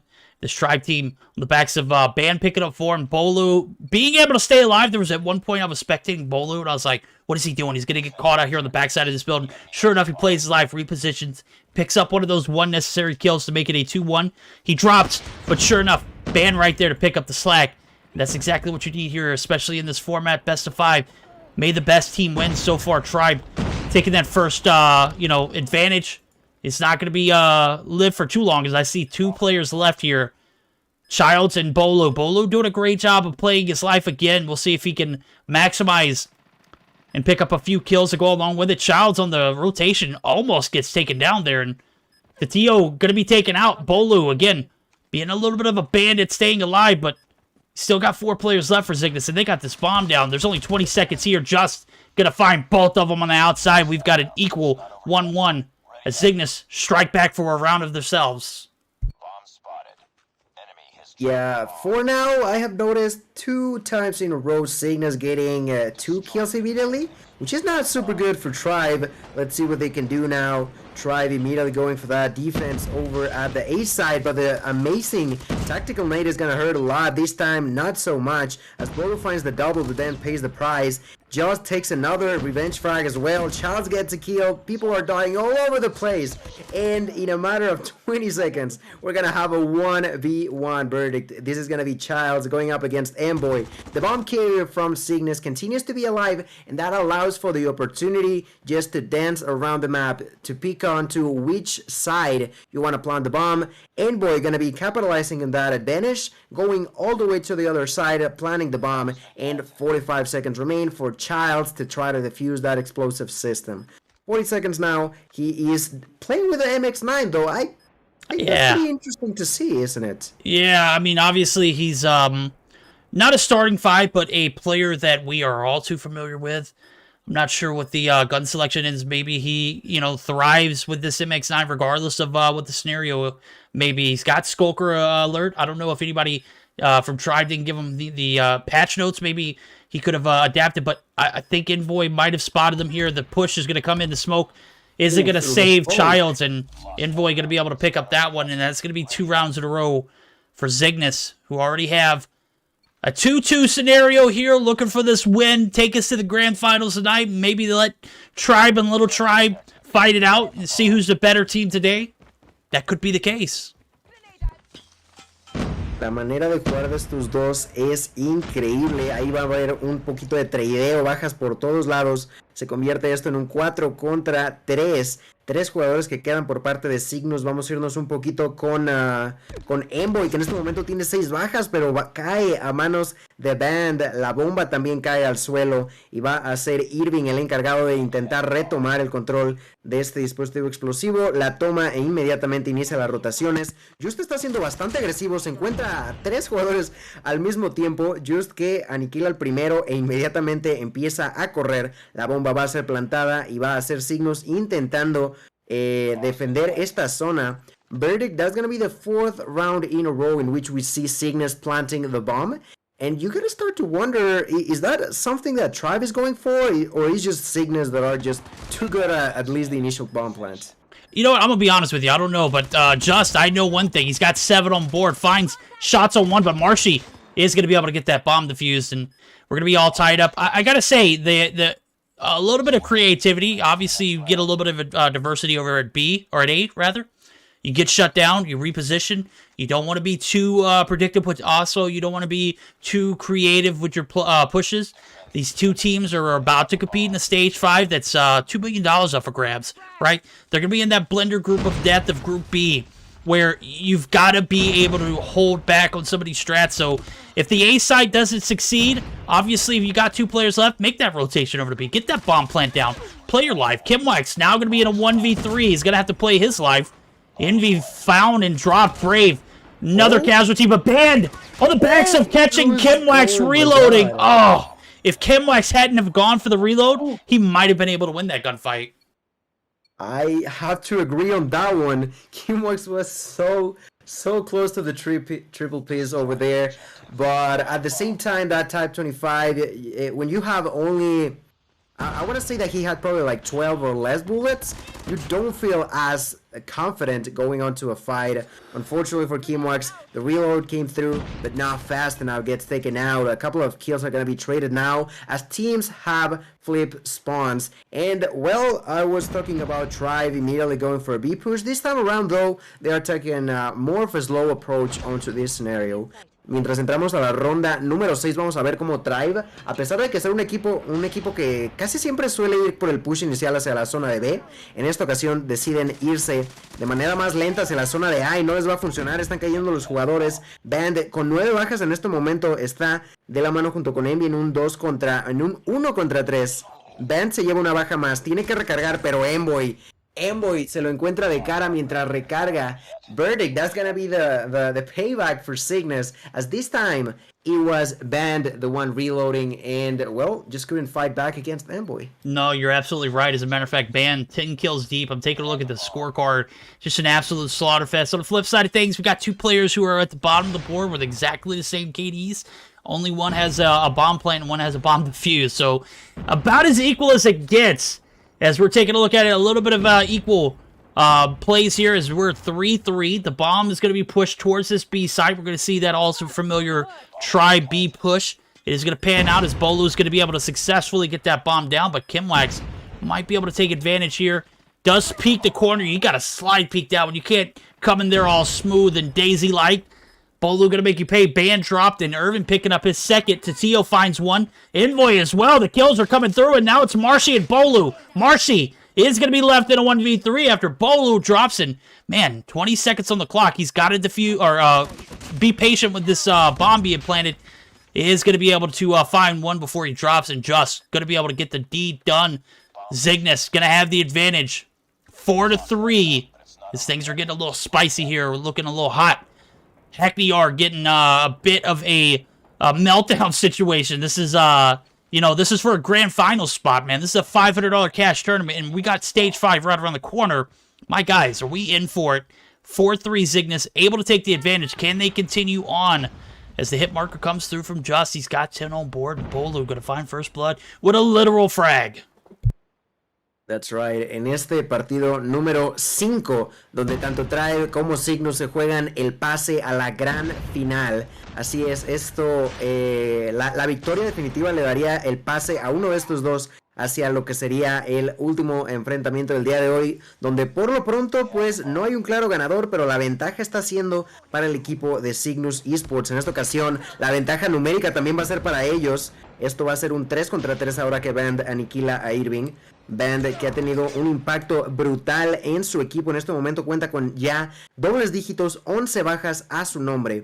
En estos momentos no tienen el control de la bomba, lo cual les podría venir muy, pero que muy mal. I see that Kimwax is going to be taking a more of a supportive role, you know, trying to find opponents instead of engaging. So far, the bomb is still on the ground, finally going to be picked on. 50 seconds remain, and we'll try to go for a push over at A, but at any given moment they just could switch back over at B if they see it fits. And that's exactly what they're doing. Yep, they're going to go ahead and recollect themselves. They're going to have one player to deal with over there. Actually make it 2 as I see Kimwax starts to slowly creep on the backside. Just going to take some shots. Does a great job of playing his life, but he peeks himself a little bit too much on that window case, and Brave, a.k.a. Child's able to pick up 1. He's going to be able to pick up 2. Childs shutting it down here in the latter half. Tatio looking for the foot shot. Is going to get the hit marker. Envy going to go ahead and stick that bomb plant. And now it's a 1v3. The pressure's on for Tatio, the man, the myth, the legend. He finds 1. The shots on point for Tatio. He's got 35 seconds, and he's got 2 players to work against now. Band going to be making the rotation over Envy. Going to hear the sit rep from the bomb. He's going to go ahead and peek it. He's going to stick it. No, he's not. Envy finds him. Those shots don't miss, my guy. I gotta say, I definitely got scared for the side of Tribe Gaming over there. Tatio was probably just, if not a second away, probably close to it. It was just a nail biter over there for him. I'm sure he was just hoping that no one would come around that corner. Unfortunately for him, that's not going to be the case. Childs finds the first blood with that nade. Band gets another one. Marshy too. Tatio gets the answer back with a grenade, but now the player advantage is heavily in favor of Tribe Gaming, as this is now a 3 versus 1. The only player alive is going to be Just in a 1v3 situation. The bomb is also going to be planted, and 45 seconds will remain for Just to make it happen. This is a do or die here for the Cygnus player, who finds the first opponent and takes the kill. Number 11, Just tremendous job. Immediately goes to a different spot. He knows that the enemies are gonna make a call out to where he was at, and now he tries to go for the surprise push there, finds the first opponent but doesn't take the kill. He takes a lot of damage but doesn't get taken out, and makes him pay the price. I can't believe that happened to him. That's something so annoying when it happens to you, but to happen at this stage, just man, I've been there before. I can't say that I've been there. You shoot your opponent, you think he's dead, you start to move on, and sure enough, you get caught up. That tunnel vision takes over. Now you're looking at a 5-4 man advantage, or round advantage in favor of Tribe. We're able to sneak that round through, man. You got to think Just gets that kill. Marshy maybe is able to reposition. You're looking at a different situation, but that's not the case. Tribe gonna make you pay as Band picks up first blood to T.O. Not gonna be a factor here. As a matter of fact, Envy gonna find 1 as well. That's Envoy dropping Just. Looking for the refrags here. He's not gonna be able to do it successfully. But guess what? Marshy does, and Brave gonna be in a great position to find 1, and that is gonna be game, set, match. Tribe gonna be moving on to the grand finals. They have a one-way ticket. They've paved the road to success, and it looks pretty bright for them. Day, I know you're back with us, bro. I don't want to say I told you so, but look at where we're at right here. Yeah, I'm here. I see it. And while I didn't get to catch the whole game, I did get to catch possibly one of the single funniest moments of the search and destroy. So right there at the end for the final kill, Band had Kimwax pushed back to the staircase leading up on the Zygnus side. And he was cooking a grenade, getting ready to chuck it through the window, try to force his opponent off those stairs. Kimwax No Fear Just Fight was pushing on up. Band sees Kimwax come around the corner, immediately looks right down, chucks the grenade. Kimwax gets the kill, but the grenade is at his feet. And Band able to, in the afterlife, clutch up for his team and picks up kill number 14 for himself. So fantastic work out of Tribe.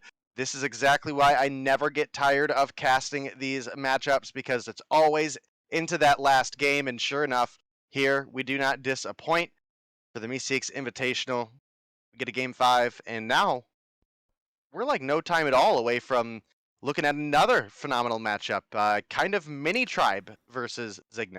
Yeah, well, hey, if you don't succeed against the seniors, guess what? The juniors are probably just as sweaty. I gotta say, this mini Tribe team, Seminole, they are probably one of the best teams in NA. Obviously, they're composed of a few players who are of age and some who aren't, but their abilities, they're cracked, man. We're going to get geared up for that. That's going to be Zignis and Seminole playing for their life. We're going to get geared up for that series. Did we miss anything? Are we good? No, I think we're think we're good. What do you mean? I don't know. I just feel like we're missing out on something. Obviously, we're going to take a break, but man, I just feel like something's missing. You know, I'll figure it out. Well, I wanna say that what we're doing also in Spanish before we go Oh, to the yes, break. please. Yes, there we go. That's what we're missing. Yeah. Para todos aquellos que se hayan perdido o que no entiendan bien el formato, lo que acaba de pasar es Tribe acaba de avanzar a lo que son las finales, la gran final, mientras que el equipo de Cygnus baja al equipo al lado del lower bracket y se va a estar enfrentando a Seminal por el boleto final de la gran final. Básicamente en este loser bracket vamos a tener a Cygnus peleándose en contra de Seminal en este siguiente partido, y el ganador entre ellos dos, pues bueno, se enfrentaría en la gran final al equipo de Tribe Gaming. Vamos a estar preparando ese partido, así que no se vayan a ninguna parte. Estamos por comenzar con ese partido entre Cygnus y Seminal. There we go. And also, Bolu, come on, dude. Have a little bit of class. Don't be coming in my chat spoiling it for everybody. I don't care if you wanted on ADMS. All right? Obviously, I'm not kidding, but hey, come on now. Congratulations. You got a grand final spot. All right? We'll see you on the flip side of things. Loser is going to be moving on to the Gulag series at Cygnus and Seminole again. Going to be facing it off in a best-of-5 format. We're going to take a minute to get these teams in the lobby. Obviously, give Cygnus the time to regroup and recollect themselves, as they're going to be doing it back-to-back. Tribe going to have a little bit of an intermission. So we're going to give Cygnus a little bit of time to get themselves together, as well as put this best-of-5 format together. So, guys, don't go anywhere. We shall be right back.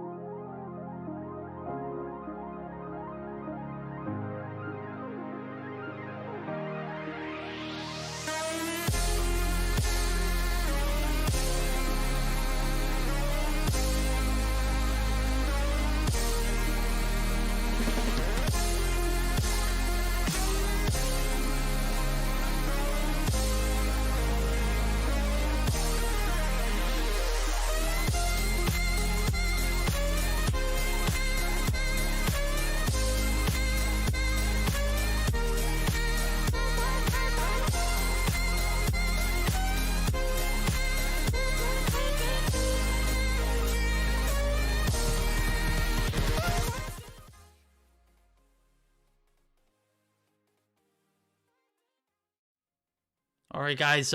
So we've had some situations come through, and it appears as though Zygnus aren't going to be playing it out in the Gulag series, so that's only going to be one thing. That's going to be Seminole and Tribe moving on to the finals, as Zygnus has informed us that they will not be participating in the Gulag series. So I want to give them a huge shout out. I'm glad they came through. I was hoping that they'd be able to, play tonight, but they had other plans, and that's very unfortunate. So we're going to go ahead and get geared up for the grand finals. It's going to be Seminole. It's going to be Tribe, or Tribe in Little Seminole, Tribe Junior, something like that. We're going to get these teams prepared for the best of 5, and sure enough, we're going to be back with the action here momentarily. Don't go anywhere, as we're going to have this grand finals ready to rock and roll here in about 5 to 10 minutes tops.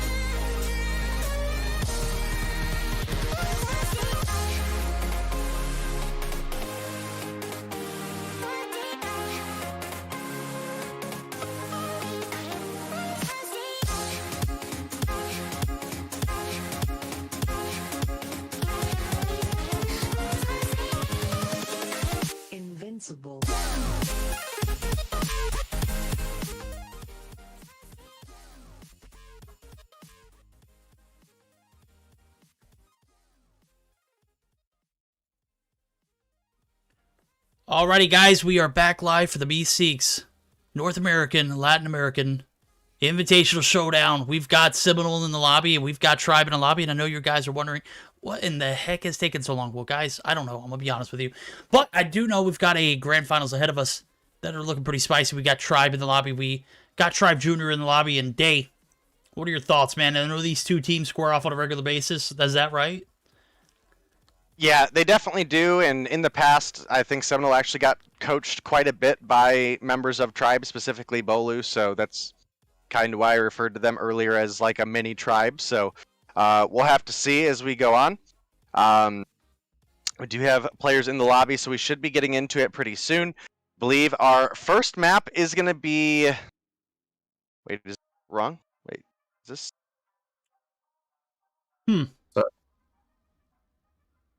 I'm confused. Okay, so it looks like we have a hard point on firing range to start things off, and Seminole are going to be on the red side. Interesting. All right, well, to start us off with, we're going to have Gil and Day with the smoke here, so I'm going to hand it off to you guys. I'm going to let y'all run through the rotations, as well as let me get the graphics on the back end ready to rock and roll. I know you guys are ready to jump into this first game, but what else maps are we looking at? After that game on firing range of hardpoint, then would have that search and destroy on raid. Raid is gonna be upon us day. That's cool, isn't it? Then after that, we're gonna have domination on summit, hardpoint on Hagley Yard, and a potential fifth game of search and destroy firing range. It's going to be the full-on 5-map rotation for this first potential first part of the grand finals. We all know how that works.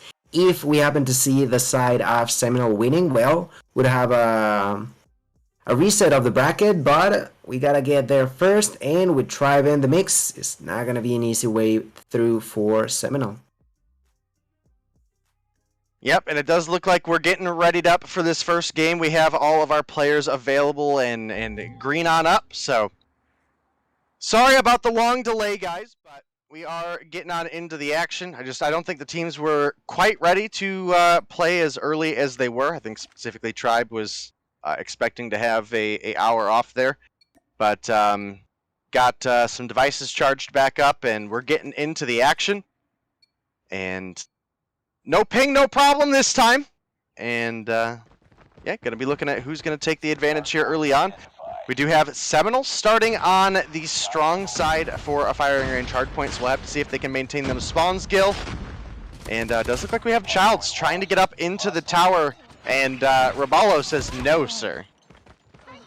Yeah, there's a problem walking through all those stairs. Can take a long while. In here is going to be inside of the objective. Vague currently with 1 kill going for the second one, but Childs makes him take the prize, gets the smoke, and the control has been lost for the side of Seminole. They were already with 11 points for the team, pretty okay on the first kill. Not a single soul is going to be inside of this point for the time being. The fight continues to break through in different areas. And although I see that Childs is quite close to it, you know, currently on that top metal area and that second floor, not really too looking forward for that point. It seems like they are just looking to find the control that they need in order to eventually rotate onto the point number 2. Yep, Childs picking up a couple kills there, gets his third one on the board as he finds Bear, is looking for Raballo too. Raballo thinks he's clever, slides the corner, but firing range, as we've mentioned before, home of the paper walls. The Holger spray comes through strong for Childs, picks up that kill. And right now, actually, top frag for the lobby is Envy with 6 on the board. Marshy not far behind with 5. As of right now, I see that one of the players inside for Tribe is going to be Bolu, currently picking up his 4th kill and continuing to be alive with the help of Envy and the entirety of Tribe. They're making sure that no one can get inside in here. Envy picking up kill number 8. Envy going for kill number 9, playing amazingly, just making sure no one can get around. There's still 20 seconds remaining, and I sort of feel like Seminole are not going to be pushing too hard anymore. I see that they're just positioning themselves onto the next area, that is trailer.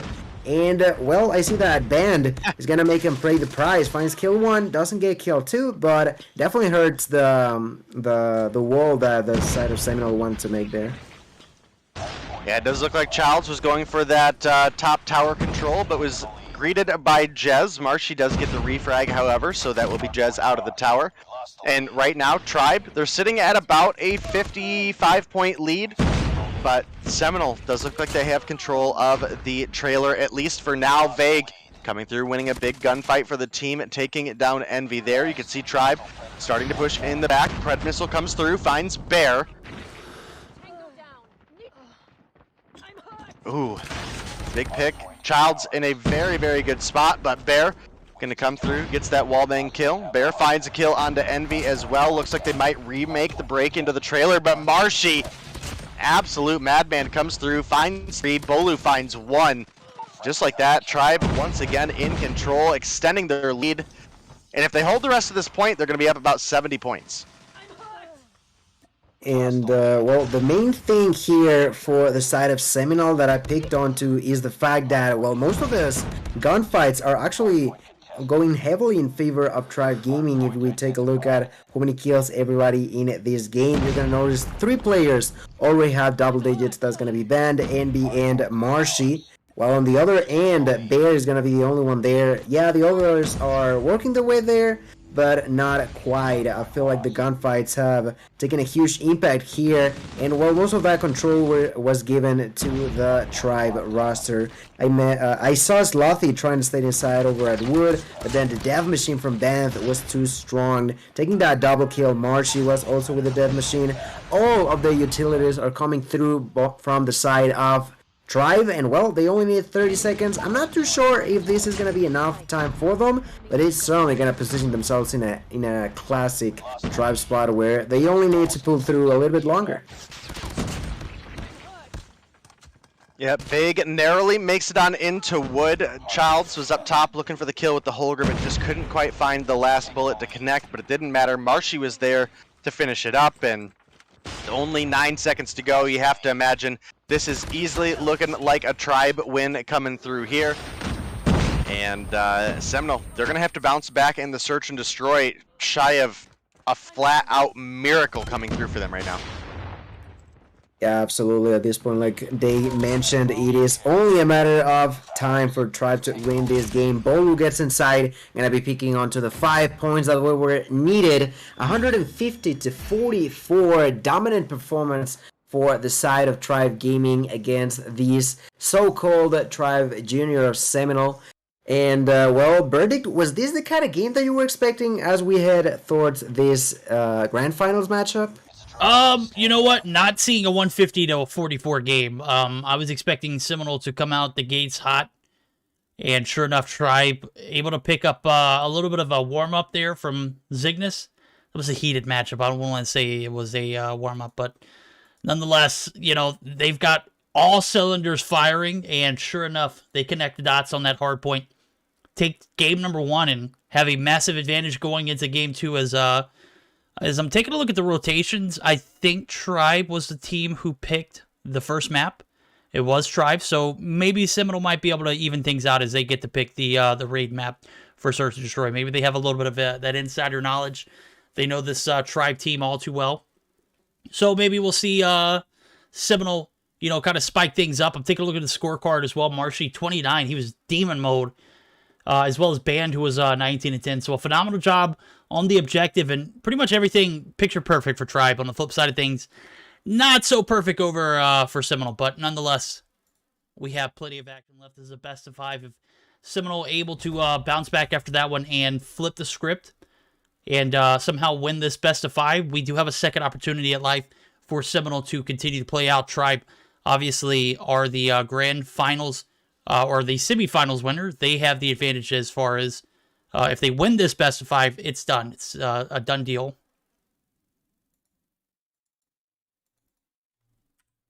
Let me update everything as far as the graphics go. I think this time around, I think Gil and I are going to take the Search and Destroy. We'll pick Day up on the flip side of things. So, sure. Gil and I will run the search, and then Day and I will run the hard point. and then we'll just rotate back and forth there. So, warm-up game. That's right. There we go. Vay comes in chat, says warm-up game. Thank you for not spoiling it for the viewers, if they didn't already know. Yeah, definitely not the performance we were expecting from the side of Seminole, but only game number 1. Now we're getting geared up for game number 2. As we previously mentioned, is going to be Search and Destroy on Raid, if I'm not mistaken. Yes, on Raid. And, well, there's another opportunity for the side of Seminole, like Verdict mentioned. And is there a specific player that you would be looking onto for Seminole's players that you think may just help the team a lot on this second game, Verdict? I think a huge factor is going to be on how well Jez is able to pick up those first bloods. He's been all too often one of the top frags in pretty much every category, but Search or Destroy in particular. He is a sniper talent who literally shines for the Seminole roster. As a matter of fact, I'm taking a look at the pictures, man. These profile pictures for Seminole or something else, man. Look at Jazz. Is that a smoke in his hand? Good night. Oh man, that's pretty funny. On the flip side of things, for Tribe, I'm going to be looking at Bolo. He has a extreme case of being able to play his life in Search or Destroy format, so I'm going to be looking at him not necessarily to top frag, but to kind of lead this team to victory as Tribe take game number 1, but game number 2 could be a interesting. What is going on? Why is everybody leaving the lobby? For a second, I thought that they were going to be maybe... Oh, they're flipping sides. Sides, but I'm not 100% sure. Tribe is Raid. Yes, that's what they're doing. It seems like they didn't realize until now, so they're going to be doing it. And, well, the second everybody's back in. I do find it weird that they left. You know, there's always that option to just go into the spectator slot, but, yeah, you know, maybe they just didn't realize that that was an option.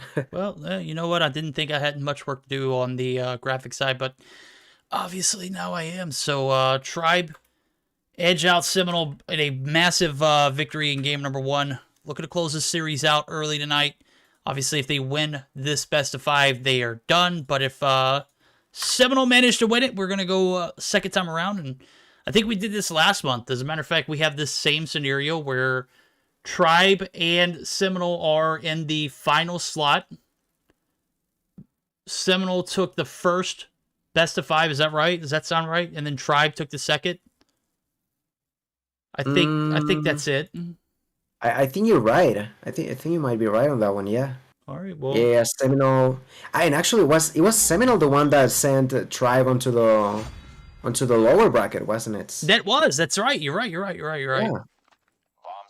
So yeah, although we were talking a lot about Tribe, well, there's also Seminole there with the amazing performance in the past that, well, could come through again today as we start this game number 2 with the side of Seminole on the offensive side, pardon me, and immediately pushing towards the B side where the defense is gonna come through. Did I say Seminole? No, Tribe is gonna be on the defensive side. Sorry.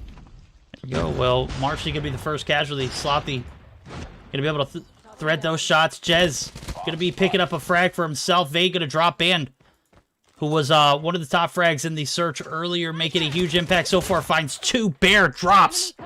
And now it is a 1v3 as Slothy doing a little bit of work here early on. 3 kills on board. Band, I think he picked up 4 in the Search and Destroy against Zygnus to start things off with. He's going to need to find at least an ace here in order to take this round. Bomb is down. Band finds Jez. Huge kill in favor of him, but again, there's 2 players left to to work, and that is Slothy and Rabalo. Rabalo obviously not having the best game of his life in game number 1, but he has a second chance at life here and doesn't even get a chance to shine. As a matter of fact, as soon as I switch over the camera view for him, Slothy picks up his 4th and 1 shy of an ace. A phenomenal job there from Seminole, making things a little more difficult for this Tribe roster to maneuver. Yeah, definitely a great start for them. I'm watching Slothy right now, making an aggressive push. Could have gotten a kill, not going to be the case, as the enemy was able to go for the staircase position. And getting away from Slothy's side, like you mentioned, already with 4 kills, is going to be now waiting on potentially someone to walk his way, get a kill, but it turns out that everybody's gonna be rotating towards a different angle. And in this different side of the map, it is Bear, the one covering this area, currently looking at that dorm room. Getting covered through the head glitch, not gonna be enough, suffers a lot of damage. It seems like the side of Tribe haven't made up their minds, and they're just going back and forth between bombs. And, well, there's still a minute on the clock, so still a lot of stuff to be done, but Slothy is still gonna be in the same spot. He didn't move an inch from the entirety of that round, and ended up dying nonetheless. That's pretty unfortunate for Slothy there. It is, but you gotta think, man, you're playing against Tribe, you already know this. If you stick all too often to the same position, you're gonna get exposed, but nonetheless, his teammates are gonna be able to pick up the round by themselves. 2-0 fashion now with Seminole taking that lead and kind of running away with it. They're on the defense. Obviously, this map can be a little bit torturous on the attack if you don't run through the strats. Tribe, no fear to, you know, being down. We've seen them come back in tremendous scenarios, but it's against a team that, you know, they scrim against on a regular basis. As a matter of fact, this is Tribe Junior for a reason. A lot of these players played for the Tribe team before the 18+ rule came through in Mobile Mayhem, so Jazz able to find two before he drops Rabalo. Finally getting on board. He picks up his third. You see Vague coming along as well. So 3 rounds in a row. Flawless so far for Seminole. Looking pretty decent on this second game. Didn't necessarily have, you know, much to offer in game number 1, but putting on a hell of a show here so far in game number 2.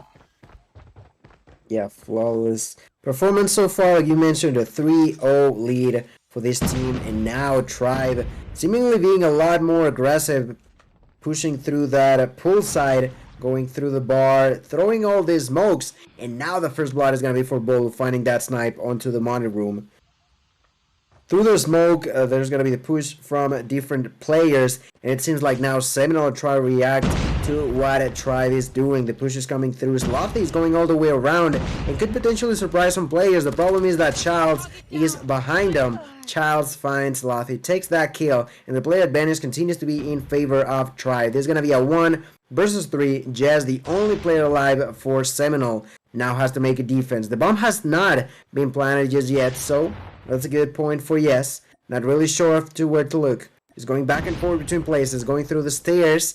Now, gonna be looking at the kitchen, but a couple of players could be coming from behind. And that's the main issue here. When you're in a 1v3, you can only look at one single angle at a time, and well, with so many opponents in front of you, you can't figure out pretty precisely where that place is going to be. Now, Bolo's going to be planting the bomb. Let's see if Jazz can fight back in the next 45 seconds. Yeah, he's going to have a little bit of time to work with, but 3 players to take down as well, so it's going to be a tough ask, even for the best of the best. Looking to get this angle here on this jungle site. Rocks can be a little bit tricky. There we go. Finally gets to jump up, but sure enough, 30 seconds left on the clock, so 15 seconds wasted on that little play alone, and not a single bit of information to play on, so we're going to see the rotation over. Child's going to be holding the bottom side. Ban going to be holding the little tree site. He's going to get called out, and Ban still holding his corner here. These guys are playing very, very patient. Ban going to go ahead and play for the aggression. Obviously, we're 4 seconds in. This is a round for Tribe.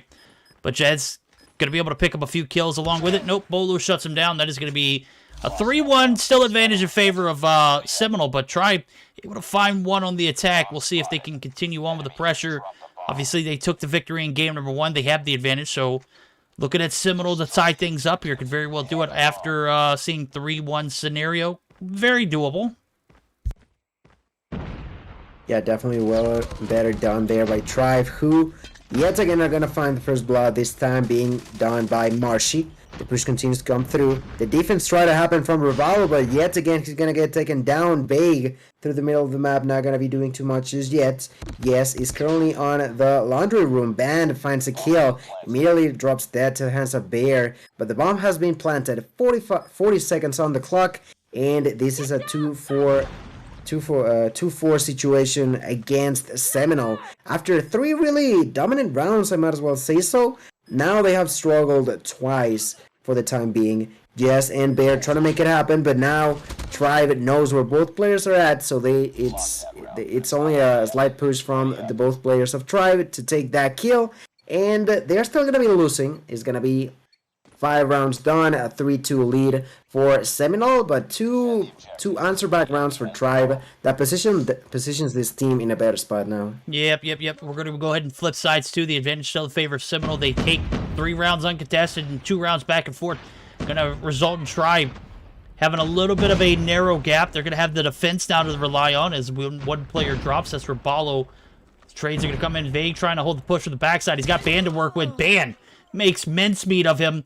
2-for-1 trades. Now as Childs drops, make that a 3-for-1. Bolu back on it. The snipes on point. DLQ in hand is going to watch his teammate continue on. And with about 1 minute and 20 seconds on the clock, the bomb still in the hands of Jez. Waiting patiently for his next opponent. Could be Bolu if he plays his cards right. As Bolu going to be opted to push through that jungle site, hold the fort down, and Marshy on the A side effectively. They've got a complete perimeter control of this Seminole roster. Yeah, at this point, it's just a matter of time. Jess trying to be sneaky, going for the snake blade, you know, with the chest to the ground, walking slowly, gonna be finding Bolu in a couple of seconds. If he knows he's there, he did, and Bolu, with a reflex of a fraction of a second, actually, he barely saw the opponent, had enough time to aim in, scope, get the kill, and the round to even things out. Now, Tribe are definitely playing a whole lot better than what they started with. No, you're absolutely right. 3 unanswered rounds for Seminole, 3 unanswered rounds for Tribe now. They even things out. Tribe looking a little better on the defense as we see this next round. It's going to be the decision maker who's going to have the advantage. Bear says, I want it. Finds first blood. Marshy's dropped.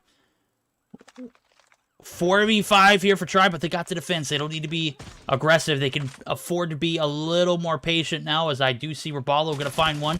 Ban going to find one on the flip side, so the trades are going to come through. 2-for-1, though. 3v4, bombs planted. Bolu's weak. Ban down. Bolu going to be able to play his life, but Slothy finding one. Childs evening it out a little bit more. No, the timing of all timing. Bolu peeks around the corner, and sure enough, pressure comes through. Child's going to get caught in the act. Almost gets the job done, but that's not going to be the case. Almost doesn't count as a full win. It's going to be Seminole back with the advantage. Yeah, finally answering back. That's going to be the revenge for Seminole. The bomb carrier Vague, alongside with the whole team, are going to be pushing through pool, going to that A side. The defense already happening there for Marshy. Marshy behind that head glitch. NB2. NB finds the first kill. And the push continues to happen from Seminole, but pretty sloppy over there. Slothy takes that kill onto Childs, but this is still not a good spot. 2 more kills are going to be given for Tribe. Slothy tried to answer back against Ban, but gets taken out. This is the one before. The bomb is on the ground, and everything is yet again falling apart for Seminole. As the smoke gets thrown, the push is going to happen eventually, but at this point in time, Bear has everything to lose in here. The advantage is just so heavily in the Tribe side that at this point I'm not too sure what he can do. He's thinking where to go, where to move, what to take out, going back and forth between the sniper and the pistol. He's going to be in the middle of the map, just looking at every single corner, but the one that he should have. Finally finds Ban. Ban is shooting at him, but the snipe comes through. Bolu gets to immediately take revenge, and yet again, we're going to be even. That's going to be 4 points for each side. 4 points indeed now as we see Tribe enter back with a defending round of themselves. Seminole going to continue to push that A site heavily. Look at the amount of pressure they're going to be putting on it. They've been shut down round after round here. Find a few rounds back, but Tribe doing a great job here on the defense so far. 4-4 here. Raballo going to get first blood. Envy gets absolutely capped right off that head glitch, and now it's going to be a 3v5. Pressure's on. Seminole bringing the heat. Vay going to go ahead and get the bomb plant down. 3 kills on board from a man, as he is going to find a bullet himself. Bolu looking for the trades. That's 2 for 2 coming through. Childs actually drops. Jez going to be able to pick up one before he drops. Ban on the refrag. 2 for 2 now, as we see about 26 seconds left on the clock. Fake Raballo in a decent position, holding that A side effectively.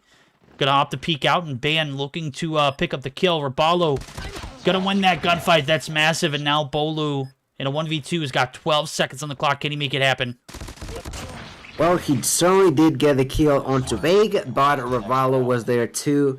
And that is going to be the 5-4 advantage for Seminole yet again. And although the player with the most kills this game so far is going to be on Tribe's side, well, Seminole is actually going to be on top so far as we head over to round number 10. The grenades are going to be thrown and Tribe picks onto the first kill onto Bear. That is going to be huge, but Big immediately answers back, taking the kill onto Marshy. Bolu gets revenge onto Ravalo. Everybody's dying and only 25 seconds have happened so far. Vague trying to be aggressive, finds the kill to Childs. That is going to be huge. Vague is not done yet, still being aggressive, going on to the money room, back and forward. And, well, so far, the way that Vague has been playing is really aggressive on each and every single round. Some of these have worked, some of them hasn't, but this time around it did, as the team are now trying to plant that bomb, most likely going onto the A side.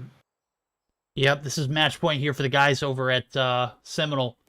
Managed to pick up 5 so far, minute on the clock. Jez taking some shots, looking to clear that A side. Envy doing a great job of holding down the bomb. Head glitch.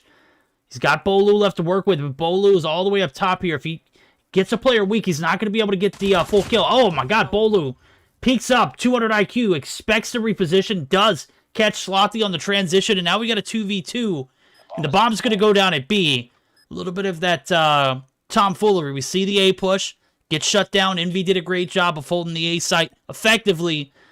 Seminole read the play, make the adjustment, and now we're going to see Tribe on a 2v2 retake. They've got about 28 seconds on the clock, and Jez holding down the middle of the map might be a huge place for him to pick up a few kills. That is granted, Bolo doesn't spot him here. I think Bolo might have been spotted by Jez. Shots are going to come raining in. That's going to be Vague saying, hey, homie, I see you there. You're not making a pass here. Vague going to be able to win that 1v1. Jez wins his, and that is going to be Seminole tying us up at 1-all going into the domination.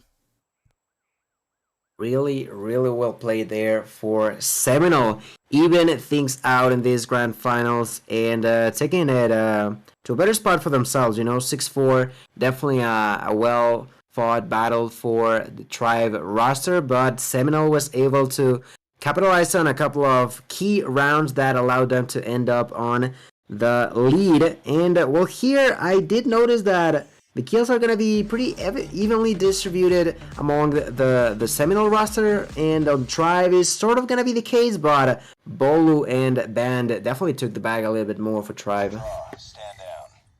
Yes, indeed, as we take a look at the post-cardage report, 11 kills for Bolu. Band, hell of a game from him. He is one of the players that I will continue to praise as long as he puts up the numbers on the board. On the flip side of things, Jez, 10 kills on board for him. You can see a little bit of an even distribution. 10, 9, 6, 7. Kind of drops off when it gets to Vague and Rabalo. But hell of a job from this Seminole roster. They pick up 6. Tribe only able to pick up 4. And again, we're in a situation where both teams have picked their map. Now we're got a randomly generated one.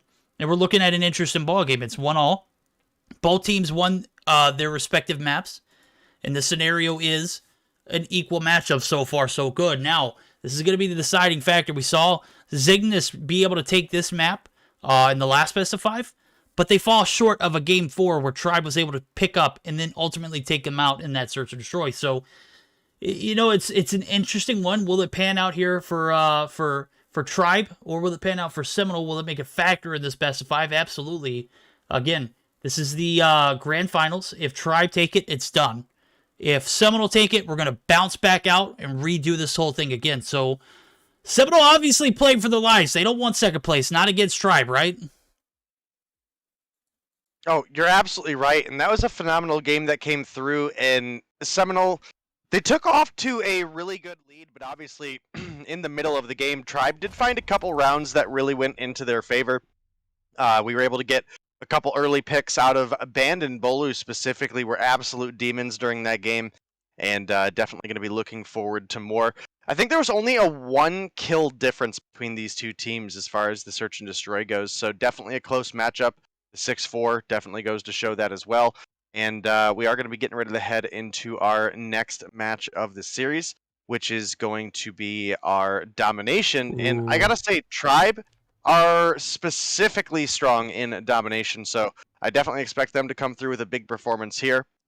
And as you mentioned, looking at the possible lineup, if Tribe are able to close things out in this first matchup, then they go ahead and take first place, and that's going to be it for the night. But if Seminole are able to win the first best of 5, then we will be sticking around for another best of 5, very similar to the champ style format. You're absolutely right, as we're going to get geared up, and I was taking a look at it. I was like, domination, okay, this could be an interesting one. And then I saw it. It's a domination on Summit.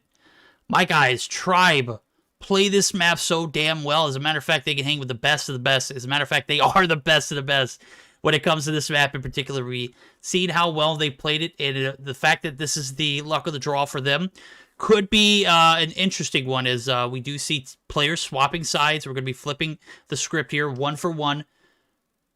Seminole able to tie things up. Can they make it last and, you know, hang with the best of the best in Tribe? They're known for their domination games. They're known for their comms in particular, especially on that firing range run from Stage 4 last year.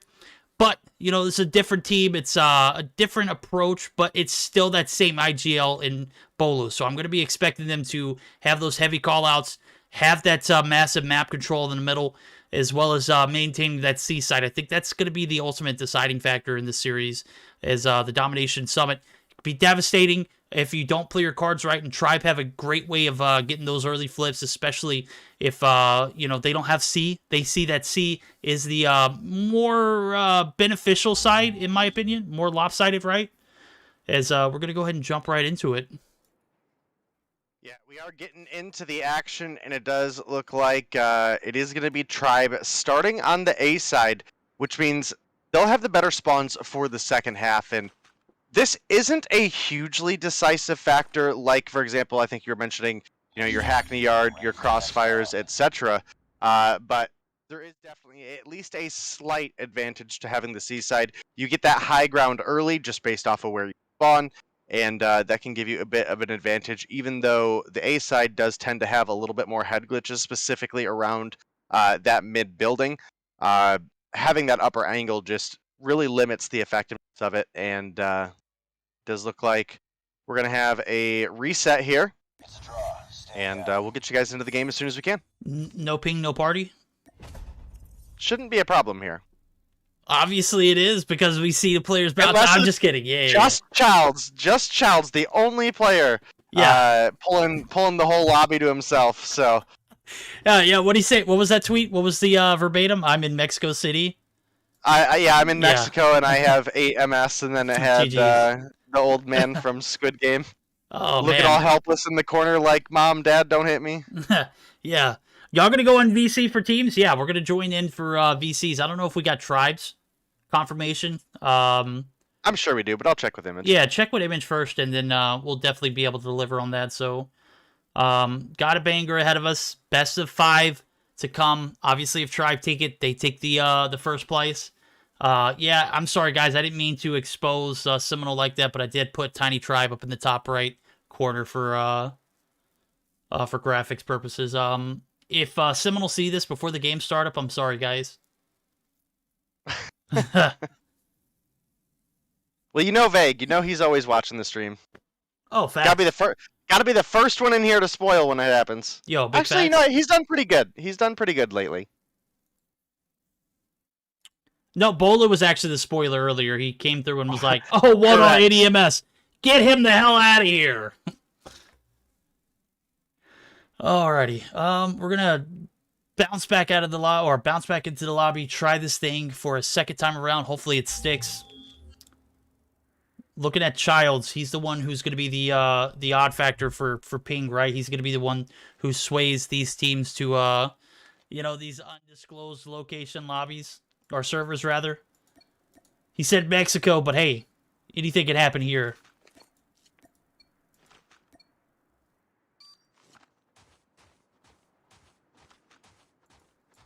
Enemy taking A. It does look like we have permission to join in on Tribe as well, so up to you on if you want to do Seminole. I thought they were pretty good last time, but you know, we're on your channel. That is your risk, so I think I will go against my better judgment and say, yeah, we'll join in for Seminoles VCs, or AKA Tiny Tribe. If you're taking a look at the scorecard at the top, Slothy with a massive 3-piece. He's on the 4 combo, or actually he's on a 3 combo. But I don't know how he picked up that 4th kill without being in the rotation for the combo. He's going to be shut down, though. Marshy going to be able to solidify the B cap back in favor of Tribe. But Jez looking to redeem the team. And what we were talking about earlier, Tribe known for their abilities here in domination alone. And man, look at it. They had an early triple cap coming through. Seminole were able to recoup, but damage is already done. You already see that massive advantage.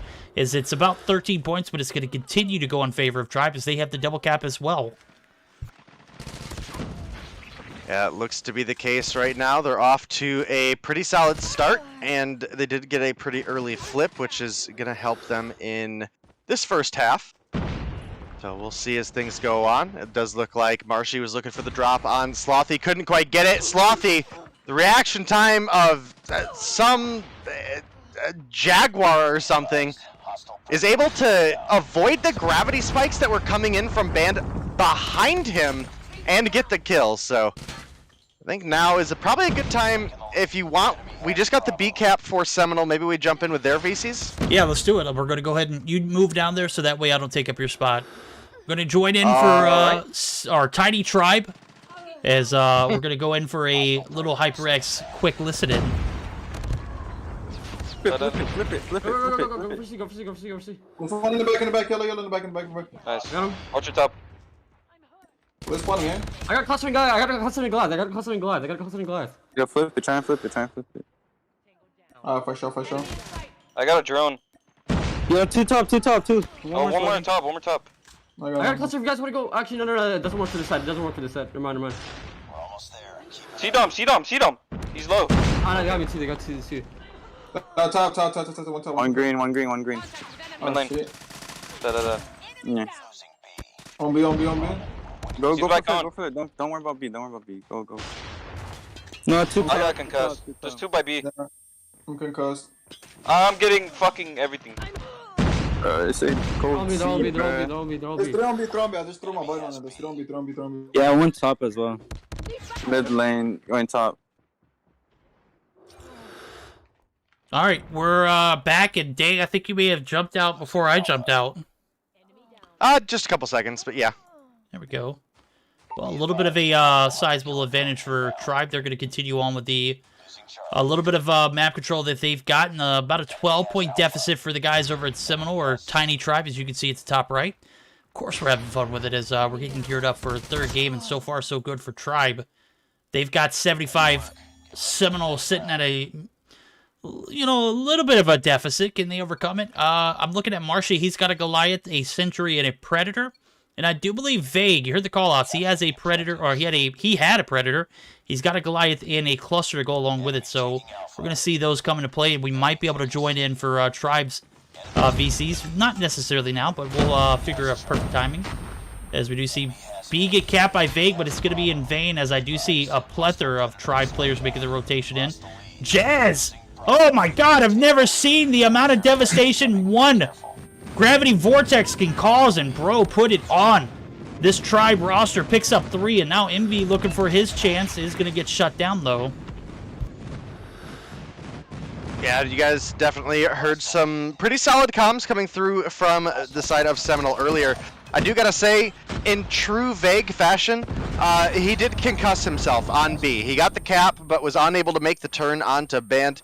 And that is one of the reasons he wasn't able to take that gunfight. We are only about 12 points behind on the side of Seminole right now. The Goliaths are coming in. We also have a sentry gun on B for the side of Tribe, so definitely something to consider. But if you look, this is not a safe Goliath for the side of Seminole right now. There are players pushed up. Fortunately, they're able to clear out and get that Goliath for themselves. You can tell. Oh, and lights out Goliath for Vague. The Tempest coming through for Marshy. Excellent play coming through there, but it does look like the Goliath is down for the side of Tribe as well. So really good execution from both these teams. Right now it is the triple cap for the side of Tribe, and I think now's a good time more than ever to go ahead and jump into Tribe VCs. Absolutely. We're going to go ahead and dip into Tribe's VC for a quick HyperX listen-in. Just hold it. Hold it. I got two. And there's one more on C. No, he's green. One green. There's one green. I'm watching it. Just holding green. I'm using my drone. Hold that. Green. On He's low, green, con. The spawn's my flip. They need triple. I got you. No, top. Try to get into that streaks. They're spawning C down. I'm gonna kill the There's guy. one C down. C down. One more I bottom. mean, I can help you there. He dead. Yes. I'm marked two more. Good. There's one more Maybe, top. I mean, you talk. I mean, sure. He's not pushing. Yeah, no. One. All right, gotta say, the comms on point for the guys over at Tribe. As a matter of fact, some of the best ones we've heard to date. You heard they got a triple. You heard the constant flow of communication. It's all on point, and sure enough, they take game number 3 on the backs of a hell of a domination game here on Summit. And sure enough, 150-93. Day, what are your thoughts? I mean, that was definitely a dominant win for Tribe. In the first half, they were able to get the C flip early and were able to maintain control of it for a large portion. They weren't able to maintain B the whole time, but they definitely got a good chunk of points in their favor. I think they went into the half about 17 points up. And then when we got into the second half, no contest. They lost out on the B early to Seminole, but it quickly went back into their favor, and they held it for pretty much the rest of the time. So really great work coming out of the side of Tribe there. Band coming through, top fragging for the team at 22 on the board. And you definitely made a big call out. The grab vortex is used, or should rather be used, in a different way depending on if you're playing hardpoint or domination, and dropping a grab vortex on the B flag in domination, definitely a solid way to do that. I believe that was Jez coming through with that one. And just a great game between these two teams that does leave Tribe up 2-1 in the series. One more, and it is a hard point that they're coming into. They may be looking to close things out early here. You're absolutely right. As we gonna get ready for that game 4, it's an opportunity for Seminole to even things out. But again, it's on a Hackney Yard hardpoint that, you know what? This is an interesting one. As I was looking at the brackets earlier, I mentioned Tribe have been undefeated all up until one game. That was the Devious match, where Devious was actually able to snag a game from Tribe on this map. So I'm going to be looking at Seminole definitely here in this next game, as this might be the equalizer. Granted, Tribe just don't turn the Jets on. I was looking back again at that bracket, and I was like, man, how did Devious take one map? Of course, it was this map in particular, so we're going to get geared up for that. I'm going to update everything on the back end. I think this is Day and Gil's turn, so we're going to let you guys take it over. Rabalo is booty. He had 6 kills. Rip. They. Come on, bro. All right, Gil, Day, you take it over. All right, well, getting into this next matchup, Gil, Tribe, they're sitting up 1-0 over Tiny Tribe, and that definitely could be a little bit of a factor. I think we might have teams switching sides here, that or maybe a couple players are confused. We have Marshy and Jez up in the spectator slots right now. We're getting ready to hop into another hardpoint, which Tribe did win last time, but we know Seminole don't go down without a fight. Do you think Seminole has what it takes to come through on a Hackney Yard and pull together a victory, or you think Tribe are going to be able to close things out here? Here's the thing. Last time I did make a prediction, it ended up being the complete opposite way. So this time I'm not going to say who I think may win that game, but you were asking if Seminole has what it takes to defeat someone like Tribe. My answer would be yes, they are more than capable to do so, but they gotta be at a great performance in this past game. They definitely weren't at the best. Although they got some good control over on the first half, like you guys mentioned, overall I did notice a lack of I don't want to call it like gun skill, but in a lot of situations they were losing in multiple one-on-one engagement against opponents. So they definitely need to do a lot better than that.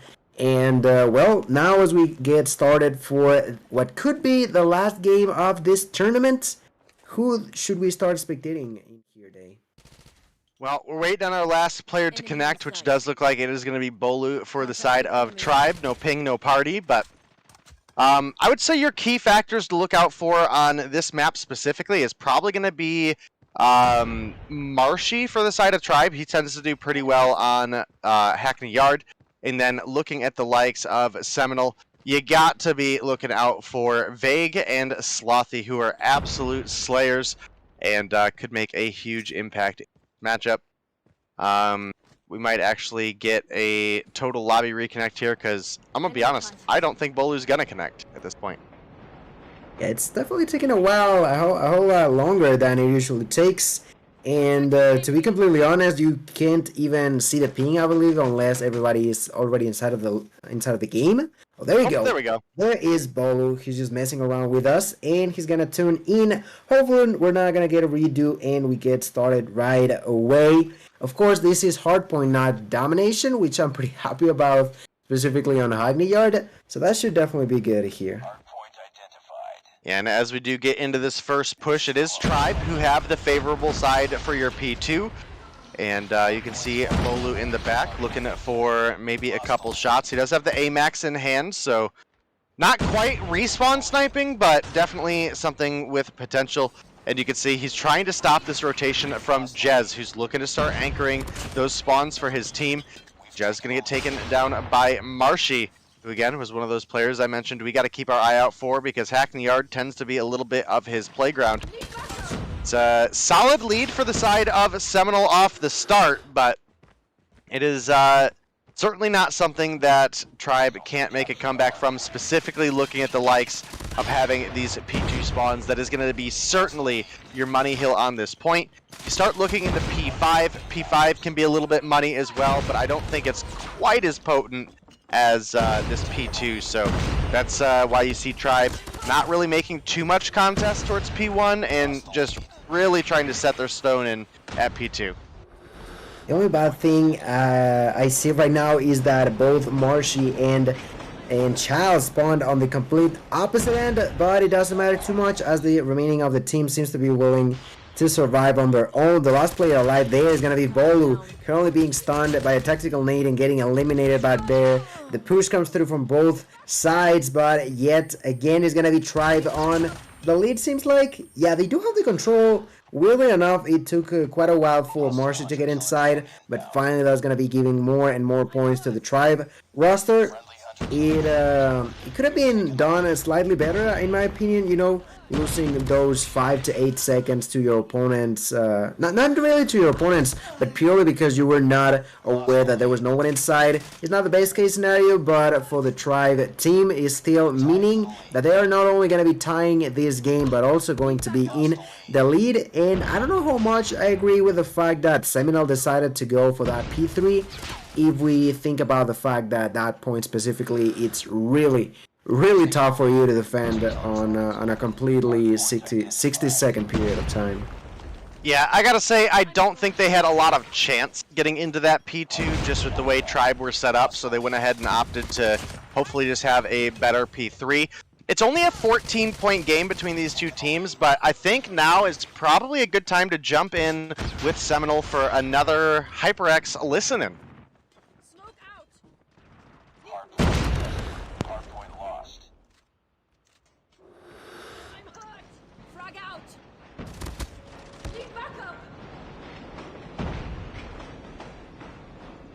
Yo, Verdict, we need you to go down. Verdict. One He's dead. dead, I'll fill, dead. Heaven. He might jump. Rotate new. P5. I got him. Nice. Rotate new. Ball play like. Hop up dead. Ball Yo, play wanna like. go Don't middle, peek. Cray. I'm concussed. Fucking jump. Top bill. Fuck that. Man, I got fuck the knees. I'm holding, just hold bottom. Bottom green, watch your bottom. No middle. Two middle bear. Two middle bear. Watch your forklift. That's 20 down. 20 down, guys. 20 Fork down. one. I got fork. Middle pillars. Mid pillar, salty. I fed him. Mid. Dude, middle, bro. What the fuck? Concuss middle. Nah, I'm no, dude. No, one middle. Container side. Alright guys, sorry about the delay getting into the comms there for you. Our resident HyperX bot is a little behind, but that's okay. That's okay. He's sitting this one out. Probably wasn't ready for it, and I threw him under the bus. But you know what? That is my job. So we're getting into this P4, about halfway through it, and it is Seminole taking a bit of a lead. They're sitting up just about 40 points right now, Gil. So it's looking definitely possible we could have a Game 5 on our hands coming up. And Seminole, they won the last Search and Destroy, so we could see that second best of 5 series in the mix.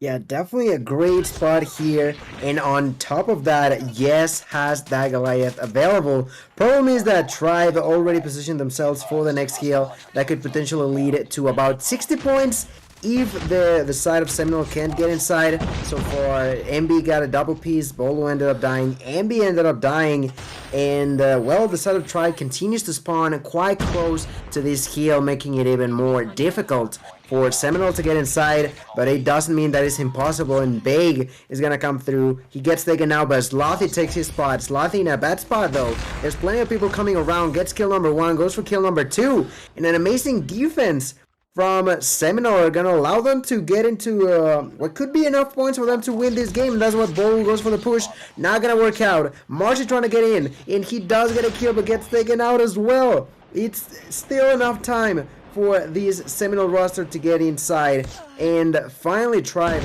gonna break that control, gonna break that momentum. But the way that Seminole is playing is pretty much flawless, and they are now setting up for the next heal. I think we may get ourselves onto a 5th game yet again for these grand finals.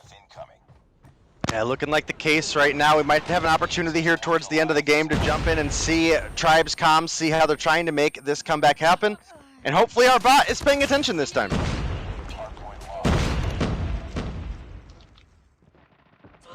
On point. Let's get Goliath on hill. How is he dead? Oh, bingo. Goliath on point. He dead? Oh, there's a ghost flag. There's two. There's two. I need help. There's no one.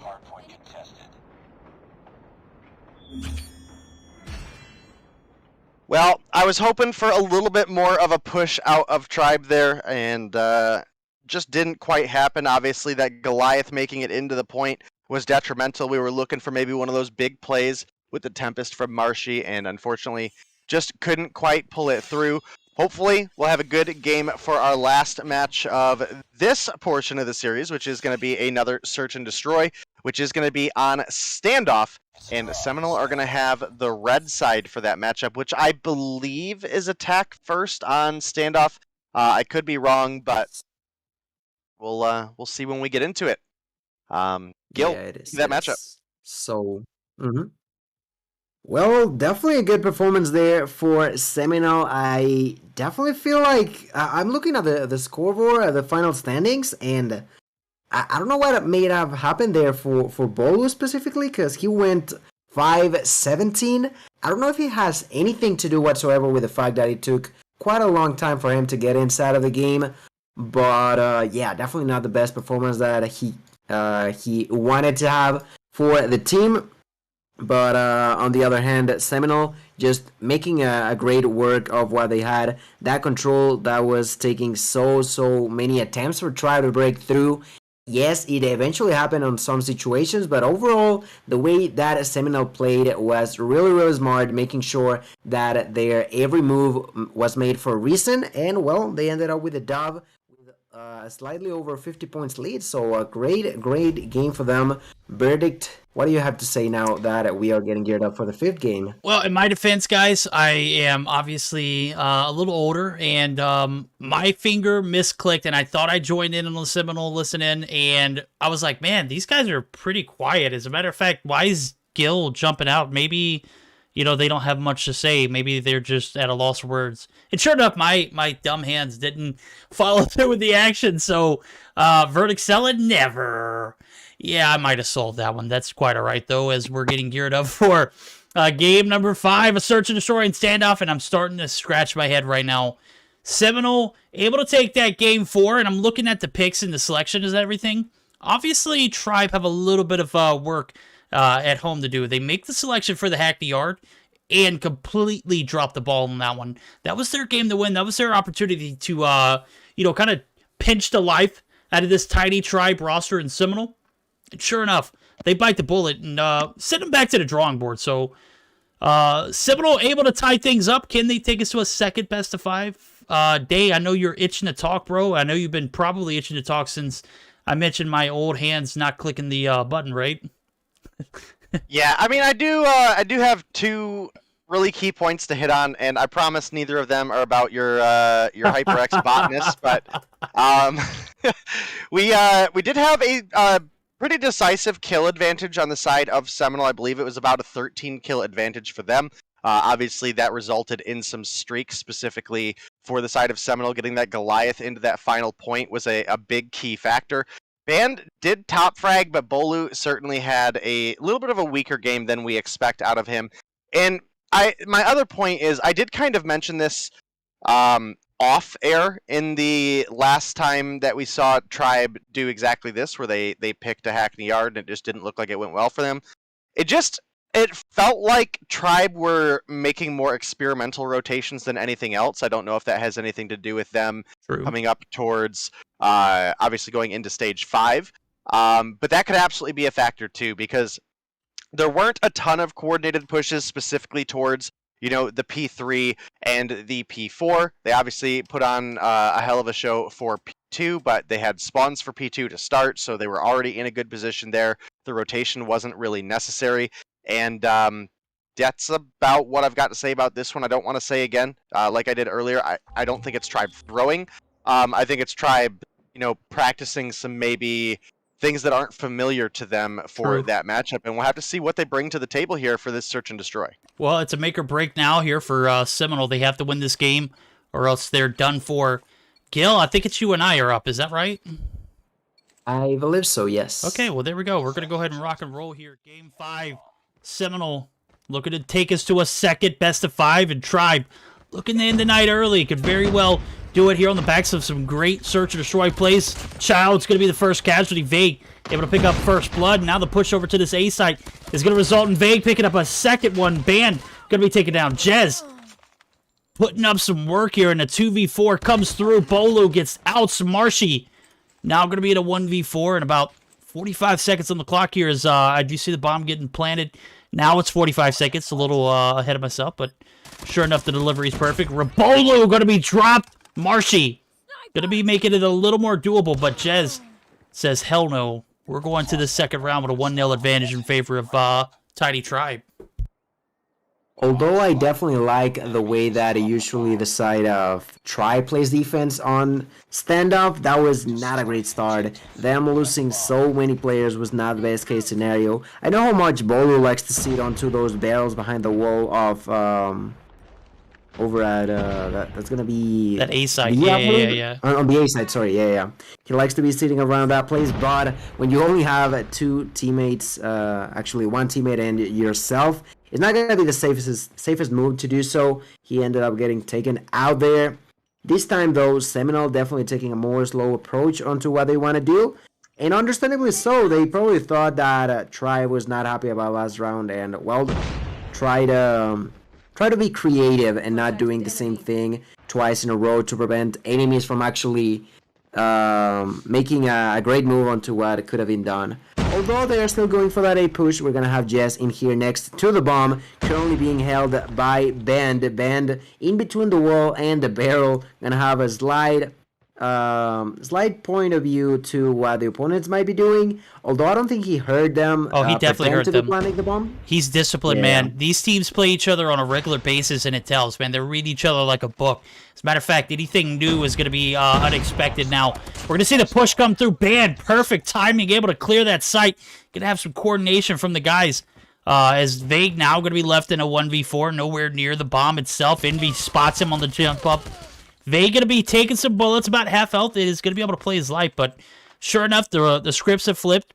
Tribe have the advantage now, and they only have 1 player to deal with, and that's Vague, who, again, only has 3 kills, or only get 3 kills. We're in the second round. Good God. Verdict. Stop with the selling. First it was the HyperX listed, and now it's the only 3 kills for Vague. He's going to have to find 4 more, and it's going to be damn near impossible, especially with all of Tribe kind of like holding the bomb hostage. Band going to be able to seal the deal, and now we're going to be tied up 1-1 going into this third round. And again, A lot is at stake here as this is a $500 cash tournament. Obviously, first place is going to get a better chunk of that $500. Second place, still going to get some money, but more importantly, this is a bitter rivalry, right? You got Tribe, you got Tiny Tribe. Obviously, Seminole looking to edge out their opponents. We're going to see how this pans out. Marshy going to be spotted back. Ellie is going to be able to play his life for now, but Fake almost hits those shots. Yeah, Bay was also close to finding that kill. The bomb is going to be planted in the meantime. And Slothy is being quite aggressive currently outside of the blue house. Bay takes the kill onto Band. And that's going to be a great start of a round. Slothy finds kill number 2 in here. That is going to be a 2 versus 5. Bolu is now alone as Bear finds the snipe.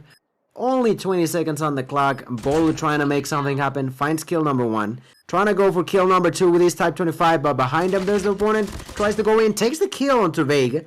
That is huge numbers for them, but the fact that the bomb was planted oh so long ago is not going to be helping Tribe's side. That's going to be an explosion. That is going to be another round for Seminole. They want to take us to a bracket reset, and well, so far, the 2 rounds that they've won, they were definitely pretty dominant, and I'm not too sure what the inconvenience might be here for Tribe. You know, the fact that they're losing players really early is really questionable. Okay, by popular demand, we're going to change it back to Seminole, okay? Obviously, I thought it was fun. The viewers are confused. GG's verdict, you had your fun. Now it's time for seriousness, and got to take this Tribe and Seminole matchup serious. Is Rabalo going to go ahead and get that bomb stuck down? Is going to take a little bit of damage, but does the deed. Is going to be able to spot one. That's Childs. Looking to make that rotation over. Is going to be able to play his life, but Fake there on the frag. Picks him up mid. Seminole. Lose 1 on Jez. I'm not sure what happened, but it did look like Homie took his own life. Band and Envy left to pick up the scraps. Envy on the rotation. Band, that's your teammate. Don't shoot him. Obviously, we're not in hardcore, so we don't have the, worry about that, but 15 seconds on the clock. Vague doing a demon job here. Picking up the 1 on the barrels. The pinch comes through. Slothy executes perfectly. And now we've got a 3-1 lead in favor of the guys over at Seminole. They want that bracket reset. They could get it here. It's a 3-1 now. Tribe, where you at? Tribe, where you at? The 3-1 lead. And, well, that's something that we sort of saw on the game of Search and Destroy earlier between these two, right? Seminole was being really dominant today on that one specifically. And, well, as we start with the last round before flipping spawn, flipping sides, the 1-for-1 trades are going to happen. The push is continuing here. The defense happening for Tribe, trying to make something happen. Marsh is being quite aggressive and takes that kill onto Slothy, not giving a care in the world. Took that kill, took that knock, and places the team with a 1-player advantage here. The bomb is still not planted, but is now going to be. 45 seconds on the clock. Big trying to find a kill onto whatever he might grab his hands onto. Right now goes for the push, takes an assist, and takes a kill. That's going to make it a 2-4-3. Big takes a double. And now Bolu in a 1v3 situation takes kill number 1. The timing is only 25 seconds. He has to make something and has to do it right now, or else the team that Bolu is from, Tribe, are going to be in an awful situation. He is now in front of the 2 of them. Takes kill 1. Goes for kill number 2, but Jazz is just playing with his enemy, dancing around this tank. Bolu not going to have enough time. In fact, gets taken out by Jazz. That is the 4-1 lead for Seminole, and a great place for them to be in here, game number 5. I agree with Cyanide. He says Tiny Tribe was so much better. Well, guess what? Seminole have been performing up to par. They've earned it, man. A phenomenal attack strat. Going to be leaving them with a hell of a lead. 4-1 to be exact. Bolu going to be picking up some kills last round, but not enough to clutch the 1v3. Jazz going to find his first blood for the team. Not going to be enough, though, as he's actually going to be taken down. Envy with the frags, and now Ban doing a great job covering this backside.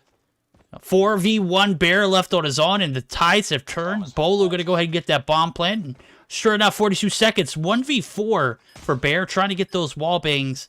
Not going to hit anything there, homie, but we'll see him rotate over. Covering his backside as well. Bolu just like that, ends the round with 1 shot, 7 kills on for the man. And a 2-4 now as things are starting to get a little spicy. Can we see Seminole close this out and take us to that bracket reset? Tribe, it's up to you. You have the power. Can you close it out here in the first set? Or will we see a second for the Seminole roster to redeem themselves? Yeah, hectic situation for the Tribe members. Of course, they want to close it out on a single match by winning their opponents. But Seminole, so far not making it easy whatsoever. As the push is coming through, they're probably going to be planting the bomb. Yes, they are. Bear finds the kill onto Childs. That's going to help the team a lot. But still, the tic-tac goes down. Bolo finds the kill onto Jess. Bolo finds the double onto Vague. That is going to make it even a 3-4-3.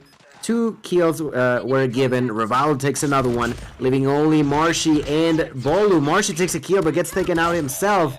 Bolo takes a kill onto Bear. This is a 1v1. 20 seconds on the clock. Bolo takes the double kill behind this bomb, behind this head glitch spot. Finally, Tribe are answering back. And I'm not too sure what the outcome might be, but I gotta say it myself. The fact that we've gotten 2 back-to-backs, game number 5, map number 5 in today's tournament, that's pretty solid in my opinion. No, you're absolutely right. Bolo abusing that A bomb head glitch, clutching it up for the boys. That 1v2 was real. Only was a matter of seconds before he figured that player would push up, and sure enough, played it like a fiddle. 5v5, Bolo gonna go ahead and stick the bomb plant. Bear looking for that first frag again. Not gonna find it off the bat, but man, the shots almost hitting. Almost doesn't count in this book. It almost only counts in horseshoes and hand grenades. Right now, I don't think he has one. He does have one, but Band finds one himself. That's gonna be the first blood. Vague drops. Raballo down. Jez out. Bolo. Demon mode activated. Talking about a 3-4 scenario, making a 4-4. That's going to be Slothy left all on his own. And a 1v5 finds one, but the shots are just going to be too strong from Band. We've got ourselves a tied ball game, and what was looking like a sizable advantage for the boys over at Seminole might need to send them back to that tiny Tribe roster. Bullets hitting hard through the walls. Slothy gets taken out, and that is going to be 3 rounds completely uncontested for Tribe. For the first time, they're not going to go so strongly over at A. And I'm really questioning onto why Seminole didn't try to prevent this before, you know. This time, though, I do see them taking a more defensive approach onto this bomb, trying to make sure that they don't immediately plant the bomb and put on the pressure on their shoulders. But anyway, Marshy takes the grenade kill, Bland takes another one. Childs opening up this round number 9, and Verdict, what is going on with Seminole? I see that Slothy is going actually all the way around trying to surprise opponents, but his allies are all dead. The bomb is trying to be planted, but Slothy, what can you do here? Finds kill number 1, goes for kill number 2, but Bolu, everybody from Tribe knew what was going on, went in for the kill, and that's the 5-4. Now lead going in favor of Tribe Gaming. This, I mean, I don't know if they're going to win this game, but that's certainly a comeback over there, isn't it? Yeah, man, this is a 4-1 deficit that Tribe's able to overcome, and sure enough, putting a beating on this Seminole roster. This is match point, this is round point, this is game point, this is all for the marbles here. Will Seminole be able to cut the slack and take us to that second best of 5? Jez finding the first shot there. Yeah. Jez finding the second. Haydod missed the shots. Devastation pouring out for Tribe. They are so close to tasting victory, but sure enough, so far away now as we see the 2-for-1 trades coming in. Marshy trying to even things up. He closes down that back alley push from Slothy.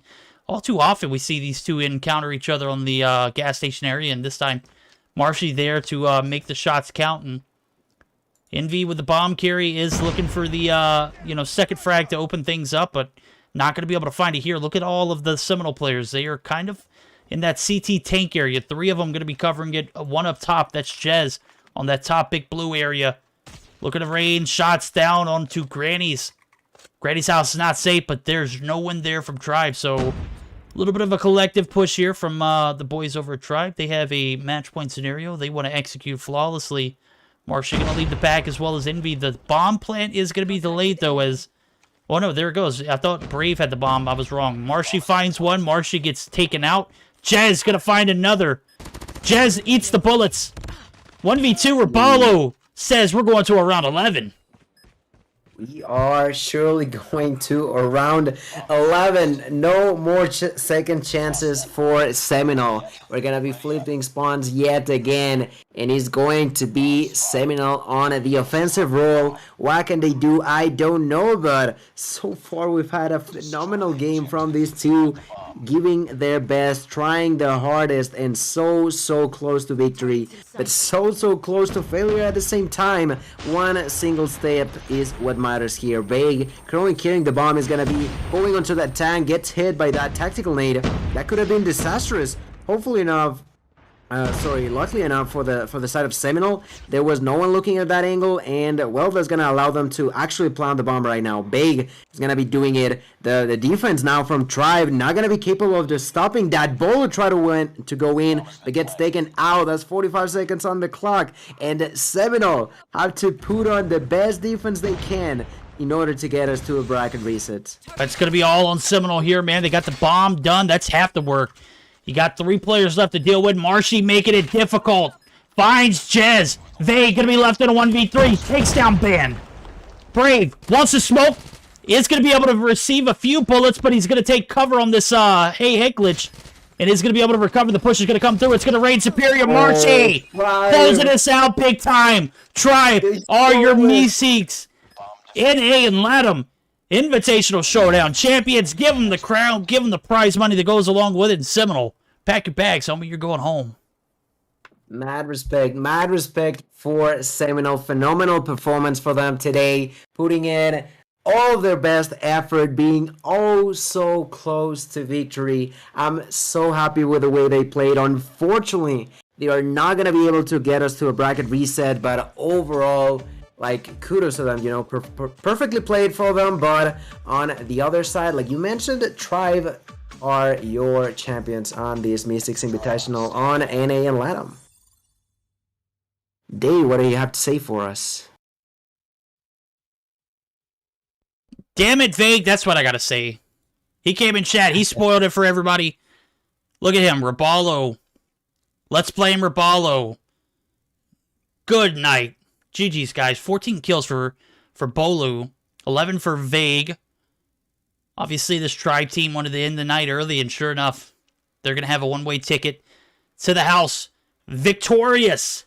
GG's, guys. That's going to conclude it for tonight. Man, I got to say, this started off pretty intense and ended on a much higher intensity. Game 5 scenario on the backs of Tribe, taking that search and destroy here on standoff, and sure enough, the map pick was for the guys over at Seminole, but they could not close it out. Rebolu for MVP still. I still claim that. I don't see his stats here, but hell of a night, day. Gil, I know we were talking earlier. Who's going to prevail? Who's going to be able to close this out? And sure enough, Tribe do it. I know you were looking and banking on that second best of 5, but overall thoughts. Big dub for tonight? You asking me or are you asking Gil? I'm asking both of you. Well, I need to hear both of you talk at the same time. Oh. I'm kidding. I know Gil got to handle a lot of the back end the first of few nights. We didn't get to pick up one of the nights. He picked up a hell of the load. And Gil, I need to hear your thoughts first.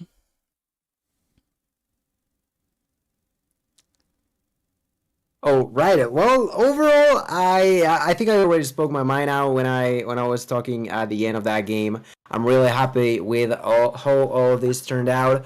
Unfortunately, we got that sickness situation, but, we just had to move forward. And, well, Seminole, definitely we're here to give us a show. So, yeah, I'm happy for them. And, well, hopefully next time will be for them. We'll get to see. And, Tribe once again showing to us why for the longest time they have been one of the most dominant team on both NA and LATAM. All right, there we go. Gil signing out there. Day, what were your thoughts? Well, it was definitely a great game. Another one of those big rivalry series, and Tribe and Seminole all the way into that game 5, all the way into a search and destroy round 11, and sure enough, Tribe were able to clutch up in the remaining couple seconds there. Want to say it was abandoned Envy, if I'm remembering correctly, that were able to get that push onto Vague on that head glitch and take him down and secure themselves the win. And as you mentioned, that means there is no best of 5 reset. That's just going to be a flat out W for Tribe. And they're going to pick up the bigger chunk of the money as well as the bragging rights. So, really solid game overall. That's going to bring our Meseeks, NA, and LATAM American Invitational Showdown to a halt, guys. We're going to go ahead and give that big old prize pool to Tribe, as well as the crown and the bragging rights that come along with it. Got to give a huge shout out to the sponsors, HyperX, Trovo, JuJu Energy, and SXC Figure Sleeves. Make sure you guys use code Meseeks to check out. Don't go anywhere. We're going to get ready for a raid. We appreciate you, Dave, Gil. You guys have been great. We're going to be signing out. Don't go nowhere. Don't go anywhere. Go wherever you want. It's Saturday night, guys. We're not going to hold you to it, but huge shout out to you. So until next time. Actually, that's tomorrow night. GG's. We'll be live then. All right. Later. GG's. Oh. I had one more thing to say. I had one more thing to say. Stay devious! There we go. I knew it. Yeah. I knew it. Stay devious. GG's. Devious, my friends.